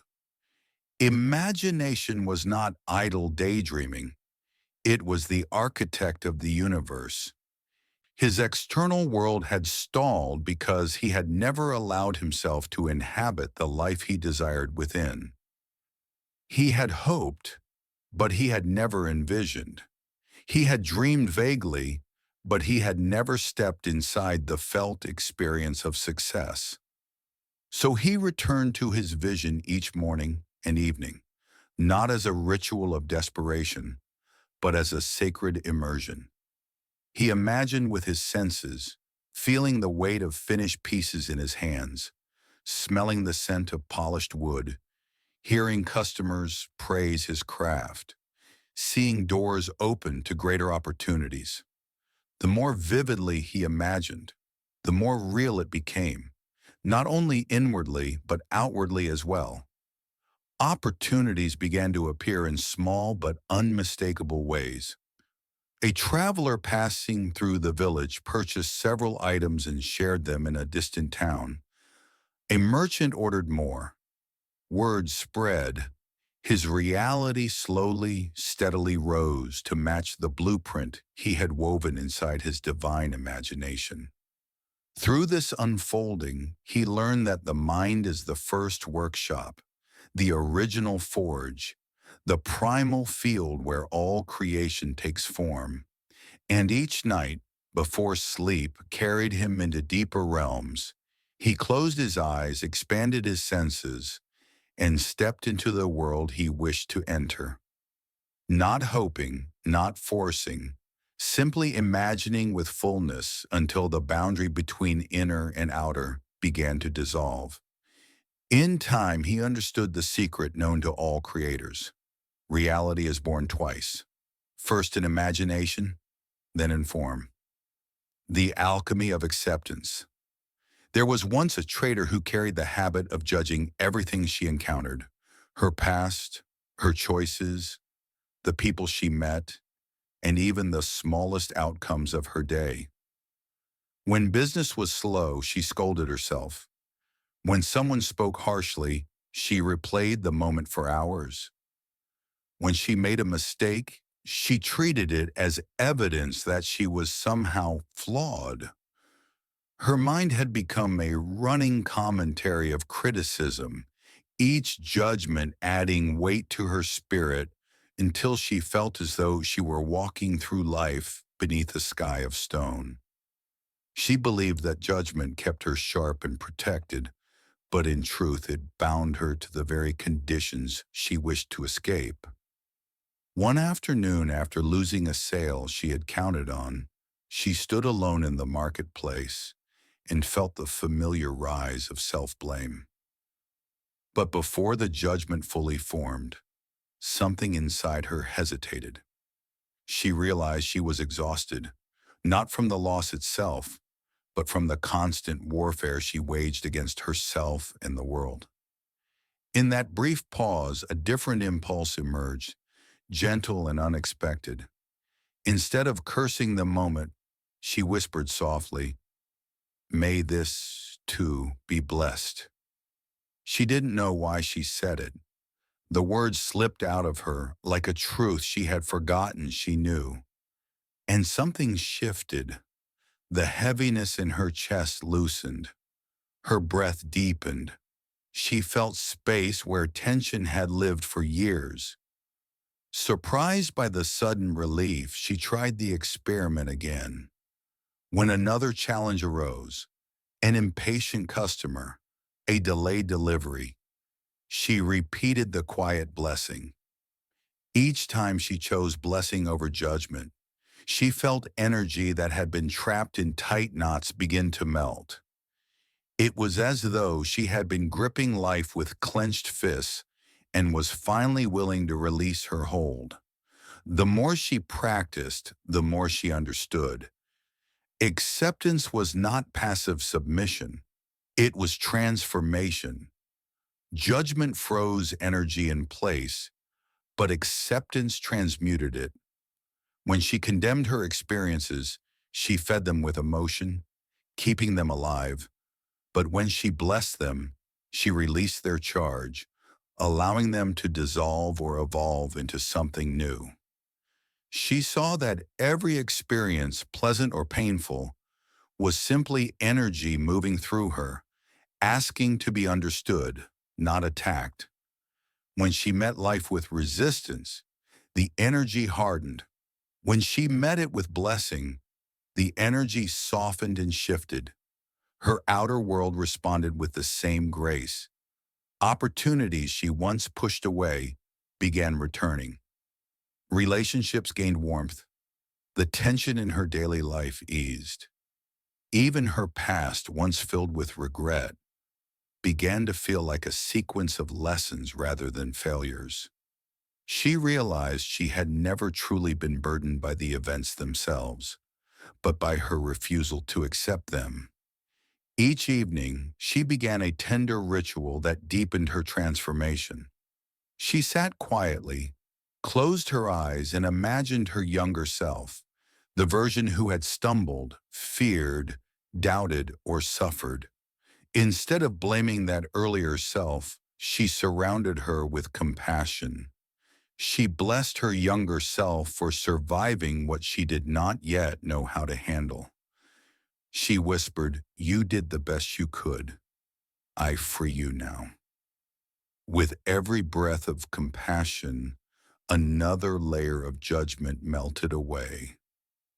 Through this gentle alchemy, she discovered a truth that reshaped her entire life. Acceptance does not mean agreeing with the past. It means releasing the pain attached to it. And in the soft act of blessing what once felt unbearable, she found herself stepping into a life lighter, clearer, and more deeply aligned with the freedom she had always sought. The frequency of forgiveness. There was once a carpenter who carried resentment like a hidden weight tucked beneath his ribs. Though his hands were skilled and his craft admired, His spirit felt tight, as though bound by invisible cords. He blamed a betrayal from years past, a broken promise, a harsh word, a loss he never fully understood. He told himself he had moved on, but the bitterness lingered, shaping his days in quiet, corrosive ways. When he worked, his mind wandered back to the old wound. When he woke, the memory met him like a shadow waiting at the foot of his bed. He felt stuck, unable to understand why progress eluded him, why opportunities slipped through his grasp, why joy felt muted even on bright days. One afternoon, as he carved the leg of a wooden chair, his chisel slipped and the wood splintered sharply. He cursed under his breath, not at the mistake, but at the memory of the person who had wronged him. The moment he blamed them, the chisel trembled again, and the piece cracked further. He set the tool down and stared at his trembling hands. It struck him then. His resentment was not affecting the past. It was affecting him now, shaping his present with the very energy he wished to escape. The memory lived in him, not in the moment it came from. And with each replay, he tightened the knot that bound him. A wave of exhaustion washed over him. He realized he had been carrying the weight far too long, believing that holding on to anger protected him. But all it had done was trap his energy, locking vitality inside a wound that never healed. With a weary breath, he closed his eyes and allowed himself to feel the resentment fully, not to amplify it, but to finally acknowledge its presence. Beneath the anger, he sensed hurt, disappointment, and a longing for understanding. In that quiet moment, something softened within him. He realized forgiveness was not a favor to the one who hurt him, but a release for himself. He understood that forgiveness is not forgetting, nor excusing, nor reconciling. It is returning energy that has been bound in pain back into the flow of life. It is reclaiming vitality from places where it has been stored in tight, stagnant pockets. When he released resentment, he would not lose anything except the burden he never meant to carry. Forgiveness was freedom, and freedom was strength. With this recognition, he created a simple ritual. He sat beside an open window where sunlight pooled softly across the floor. He placed his hands over his heart and imagined a warm golden light forming within his chest, a light that pulsed gently, expanding with each breath. He visualized the resentment he carried as a dark knot inside him, tangled and heavy. Then, with slow inhalations, he invited the golden light to surround the knot. With each exhale, he imagined the light melting it, softening its edges, loosening its hold. He didn't force release, he allowed it. Breath by breath, warmth replaced tension. When he finally felt ready, he whispered inwardly, "I release you. I return this energy to freedom. I free myself." The days that followed unfolded with unexpected ease. His work flowed more smoothly. Conversations felt lighter. Opportunities began appearing with a grace that surprised him. The world responded to his liberation. He realized then that forgiveness is not a single act, but a vibration, a frequency that restores what pain once held captive. And as he continued the golden light ritual each night, the carpenter discovered a truth that changed his life. Letting go is not the loss of power, it is the return of it. Energy hygiene. There was once a teacher who gave so much of himself to others that he often ended the day feeling drained, as though his inner light had dimmed to a flicker. Students came to him with their burdens, their worries, their fears, and he absorbed them without meaning to. He believed compassion meant caring what others could not hold, and though his heart was kind, his spirit grew weary. He noticed that after certain conversations he felt heavy, and after certain environments he felt scattered. Yet he dismissed these sensations as ordinary fatigue, never suspecting that they were signals from the subtle field surrounding him, his energy, his aura, his creative soil. One afternoon, after a long day of teaching, he sat alone in the quiet, empty classroom and felt unusually depleted. It was not a physical tiredness, but something deeper, a sense that he had given away parts of himself without receiving anything in return. He placed a hand over his chest and noticed how distant he felt from the steady center he once carried. His breath felt shallow, his thoughts unfocused, his presence frayed at the edges. As he sat in that silence, an understanding rose gently within him. He had tended to the minds and hearts of others, yet never tended to his own energy. He treated exhaustion as the cost of caring, not realizing that true service requires a strong and nourished field. He began to observe the movements of his energy with new curiosity. He noticed how certain people left him feeling uplifted, while others left him depleted. He noticed how crowded places scattered his focus, how chaotic environments disrupted his clarity, and how silence restored him. He recognized that his aura was like fertile soil. If neglected, it became depleted and barren. If tended, it grew rich and nourishing. His energy field was not an invisible abstraction. It was the foundation upon which his creativity, intuition, and manifestation rested. Everything he wished to bring into the world sprouted from the state of this inner terrain. He realized that protecting his energy was not selfish. It was essential.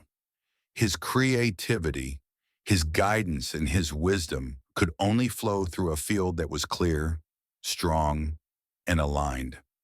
And so, he began a new practice. At the end of each day, before he left the classroom, he sat in stillness and breathed deeply. With each inhale, he imagined drawing in pure golden light, warm, radiant, alive. With each exhale, he released the weight, tension, and foreign energies he had collected throughout the day. He visualized the golden breath sweeping through him, cleansing his field, clearing debris, and restoring his natural brilliance. The first time he practiced this, he felt a subtle warmth gather in his chest. The second time, he felt space open behind his ribs, as if his spirit were expanding. By the end of the week, he felt lighter, clearer, and more grounded than he had in years. His insight sharpened, his presence deepened, his interactions became more harmonious. Students sensed the change, responding to him with renewed openness. Through this, he learned a truth he had never considered. Your energy field is the vessel through which life expresses itself. Neglect it, and everything dims. Tend it, and everything flourishes. And so he continued the golden breath, cleansing each evening, honoring his aura not as a fragile shield, but as sacred ground from which his highest creativity would always grow. Oneness consciousness. There was once a merchant who spent her days negotiating prices, greeting strangers, and navigating the busy rhythms of the marketplace. Though she interacted with countless people, she often felt alone, separate, guarded, and cautious. Every customer seemed like an opponent to outwit, every competitor a threat, every passerby irrelevant to her life. Her world felt divided into self and other, and this separation weighed heavily on her heart. She felt isolated even in a crowd, disconnected even in the presence of many. Life felt like a series of exchanges without meaning, and she wondered why true harmony seemed so elusive. One morning, as she arranged goods on her stall, she noticed a young child laughing uncontrollably at something small and seemingly ordinary. The sound melted through her defenses, igniting a warmth she couldn't explain. For a brief moment, she felt her own laughter rise in response, an echo from somewhere deep within. The connection was immediate, effortless, undeniable. And in that moment, an awareness flickered. She was not laughing at the child. She was laughing with something shared. It was as though the boundary between them dissolved for a heartbeat. Curious, she began to watch people differently. She noticed how the irritation of an impatient buyer mirrored her own moments of frustration. How the hope shining in someone's eyes when they discovered something beautiful reflected her own longing. How the tired sigh of a passer-by sounded like her own on difficult days. Slowly she realized that every quality she observed, kindness, fear, joy, impatience, generosity, existed not only in them, but also in her.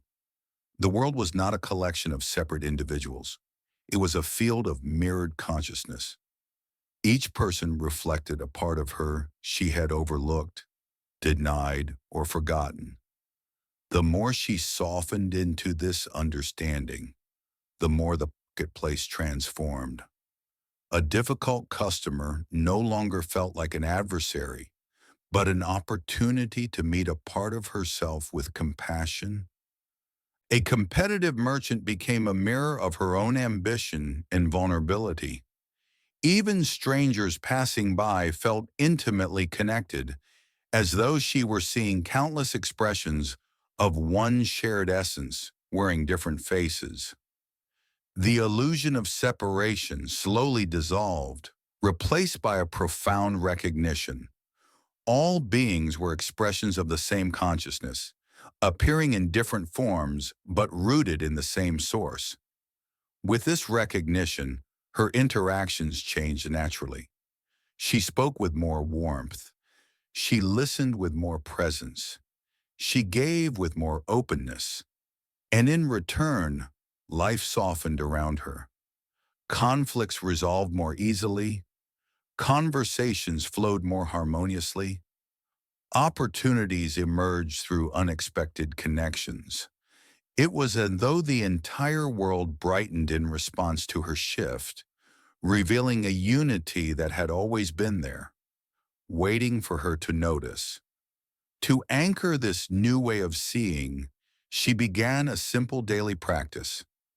Each time she encountered someone, friend, stranger, customer, or even a passing face, she paused for a single breath and whispered inwardly, "You are another me," not to diminish their uniqueness, but to honor their essence. With every repetition, the boundary between self and other thinned, and the truth became more deeply felt. The heart that beats within one beats within all. Life is not a collection of separate stories, but one vast consciousness meeting itself over and over again in countless forms. Through this practice, the merchant discovered the quiet liberation of oneness, where compassion arises naturally, where judgment dissolves effortlessly, and where every encounter becomes sacred recognition. Purpose as flow. There was once a seeker who wandered through life believing that purpose was something hidden far ahead of her, something she had to chase, earn, or discover through strain. She ran from teacher to teacher, role to role, and task to task, searching for the revelation that would finally explain why she was here. Yet the harder she tried to force clarity, the more confused she felt. Nothing she pursued with effort gave her the sense of rightness she longed for. She mistook exhaustion for progress, believing that purpose must require struggle. But beneath her striving, a quieter wisdom waited for her to slow down enough to hear it. One afternoon, drained from another fruitless attempt to figure out her calling, she stopped by a stream to rest. As she sat, she noticed the water gliding over stones without hesitation, without question, without ambition, simply moving where it naturally wanted to go. She watched as the stream curved gracefully around obstacles, never forcing a path, yet always flowing forward. Something in her softened. For the first time in a long while, she felt her mind grow quiet. In that stillness, she sensed something subtle. The water was not fulfilling a predetermined purpose. It was purpose, expressing itself effortlessly through its nature. The realization washed over her with the same gentle certainty as the stream at her feet. Purpose was not something distant. It was already present in the moments when she felt most alive. It whispered through activities that made time dissolve. It shimmered in the things she did without forcing herself. It pulsed in the experiences that lit her spirit from within. Purpose did not scream. It resonated. It did not demand. It invited. And it did not reveal itself through strain, but through ease. She began noticing that there were moments in her life when she lost all sense of time, when joy replaced effort and curiosity replaced pressure. These moments were not grand or dramatic. They were simple, intimate, and deeply honest. She felt this resonance when she listened deeply to others, when she created without overthinking, when she followed an instinct without needing a reason. She realized she had touched her purpose many times, yet her striving mind had overlooked it because it did not look like a grand mission. It looked like her natural expression. As she listened more closely, patterns began to emerge. She discovered that purpose was not a single destination, but a direction, a flow of energy that pulled her toward what expanded her soul.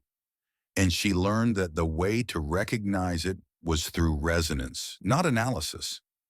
When something aligned with her essence, she felt spacious, absorbed, present. When something did not, she felt tight, drained, or disconnected. Life had always been signaling her path, not through answers, but through feeling. To deepen this understanding, she began a gentle practice. Each day she paid attention to the moments when time disappeared, when she felt immersed, alive, and effortless. She noted what she was doing, how her body felt, and what emotions stirred within her. Over time, a map formed, one drawn not by logic, but by the unmistakable echo of her true self. She realized her purpose was not hidden.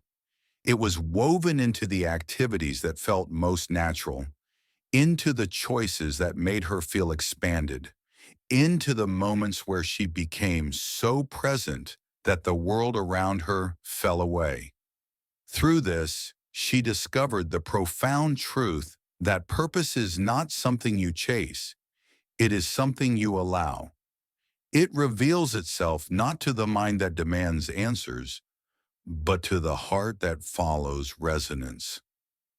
And as she aligned her life with what made time disappear, she stepped into a flow that felt both effortless and divinely guided, as though purpose had been waiting for her in the quiet currents of her own being, becoming the cause. There was once a woman who moved through her days feeling as though life was something that happened to her. She reacted to moods, to weather, to other people's words, to shifting circumstances she felt powerless to influence. If someone spoke harshly, her spirit tightened. If a bill arrived unexpectedly, fear rippled through her. If a plan changed, she spiraled into frustration. Her entire existence was shaped by external events, and she lived in a constant state of bracing, waiting for the next thing that might unsettle her balance. She believed she was simply responding to reality, but in truth, she was giving away her power moment by moment, breath by breath, thought by thought. One morning after waking from a restless night, she sat at the edge of her bed and felt something inside her break open. It wasn't pain, it was clarity. She saw, as though illuminated for the first time, how much of her life she had spent in reaction. She realized she had been living from the outside in, never from the inside out. Every emotion, every decision, every action had been shaped by forces she believed were beyond her control. Yet as she breathed into that sudden awareness, a deeper truth rose from within her. She had never truly stepped into her role as the creator of her own reality. She had only ever played the part of someone carried by the currents of circumstance. In that quiet epiphany, a profound shift occurred. She understood that life was not pushing her around. Her inner state was shaping the way life responded. Her reactions were not powerless responses. They were unconscious causes, broadcasting a vibration that reality faithfully echoed. She saw clearly that she was not an effect of the world. She was the source. She was the origin. Her consciousness was the beginning of every experience.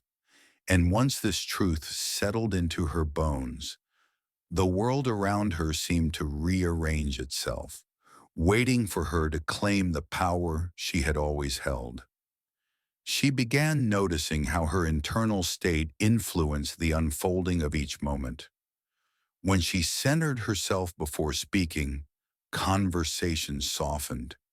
When she chose calm instead of panic, solutions emerged with uncanny ease. When she grounded herself before entering a space, the environment responded with harmony. The outer world was not random, it was responsive. It mirrored the vibration she held most consistently.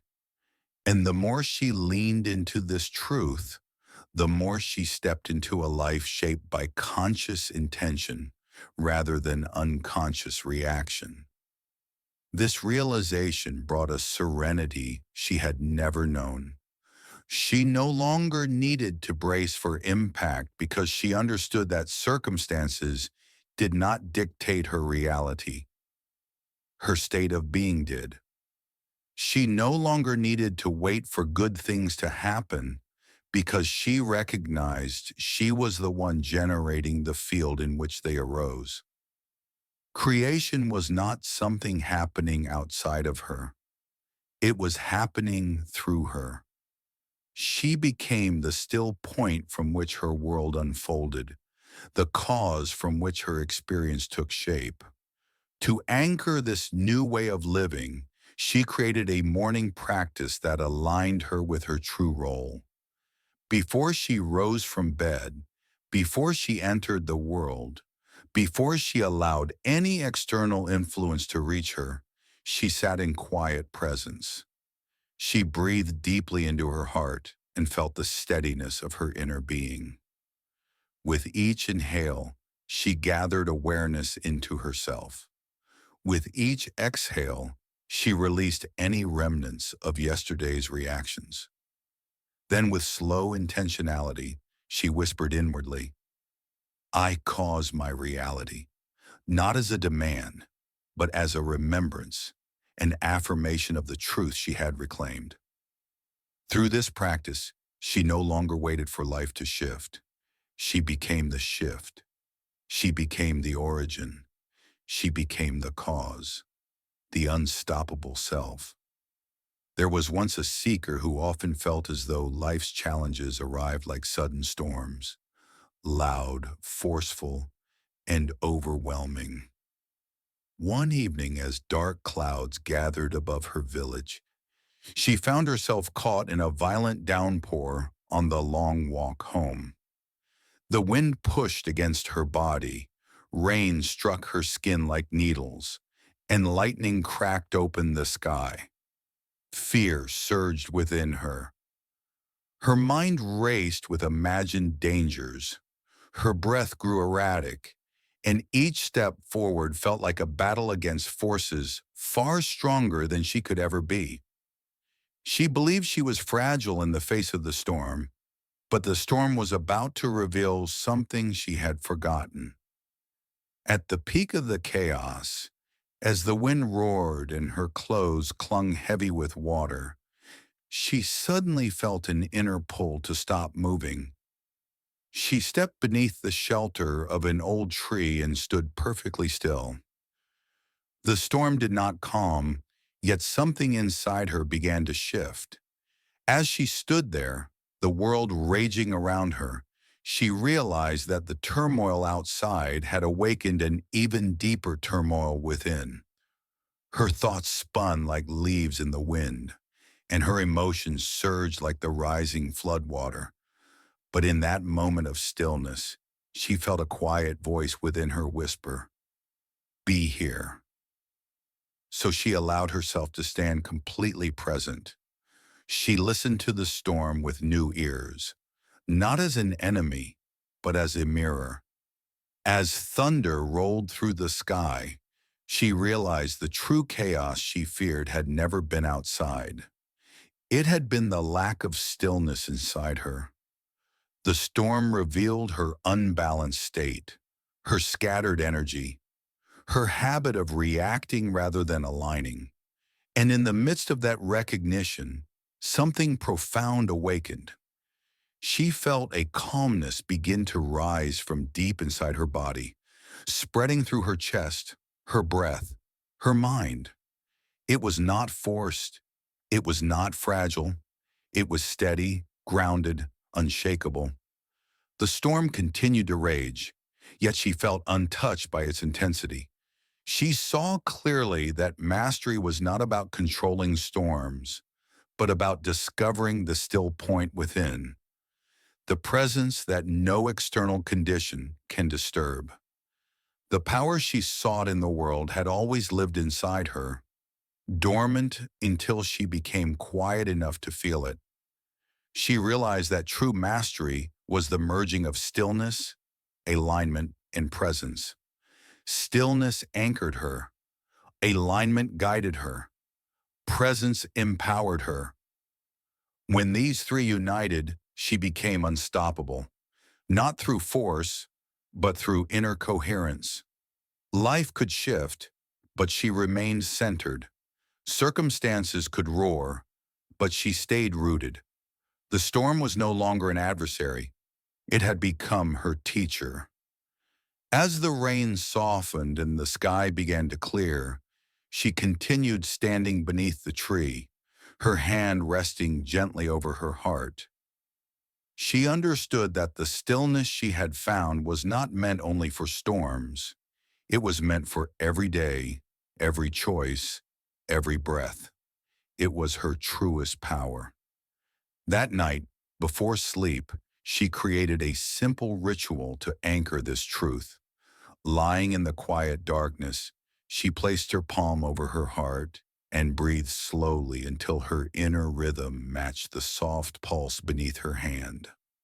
With the calm authority of someone who had met her true self in the storm, she whispered into her own chest, "I am the calm power designing tomorrow." She felt the words ripple through her being, not as hope, but as truth. And as she drifted into sleep, she understood that the unstoppable self is not the self that conquers the world. It is the self that stands unshaken within it.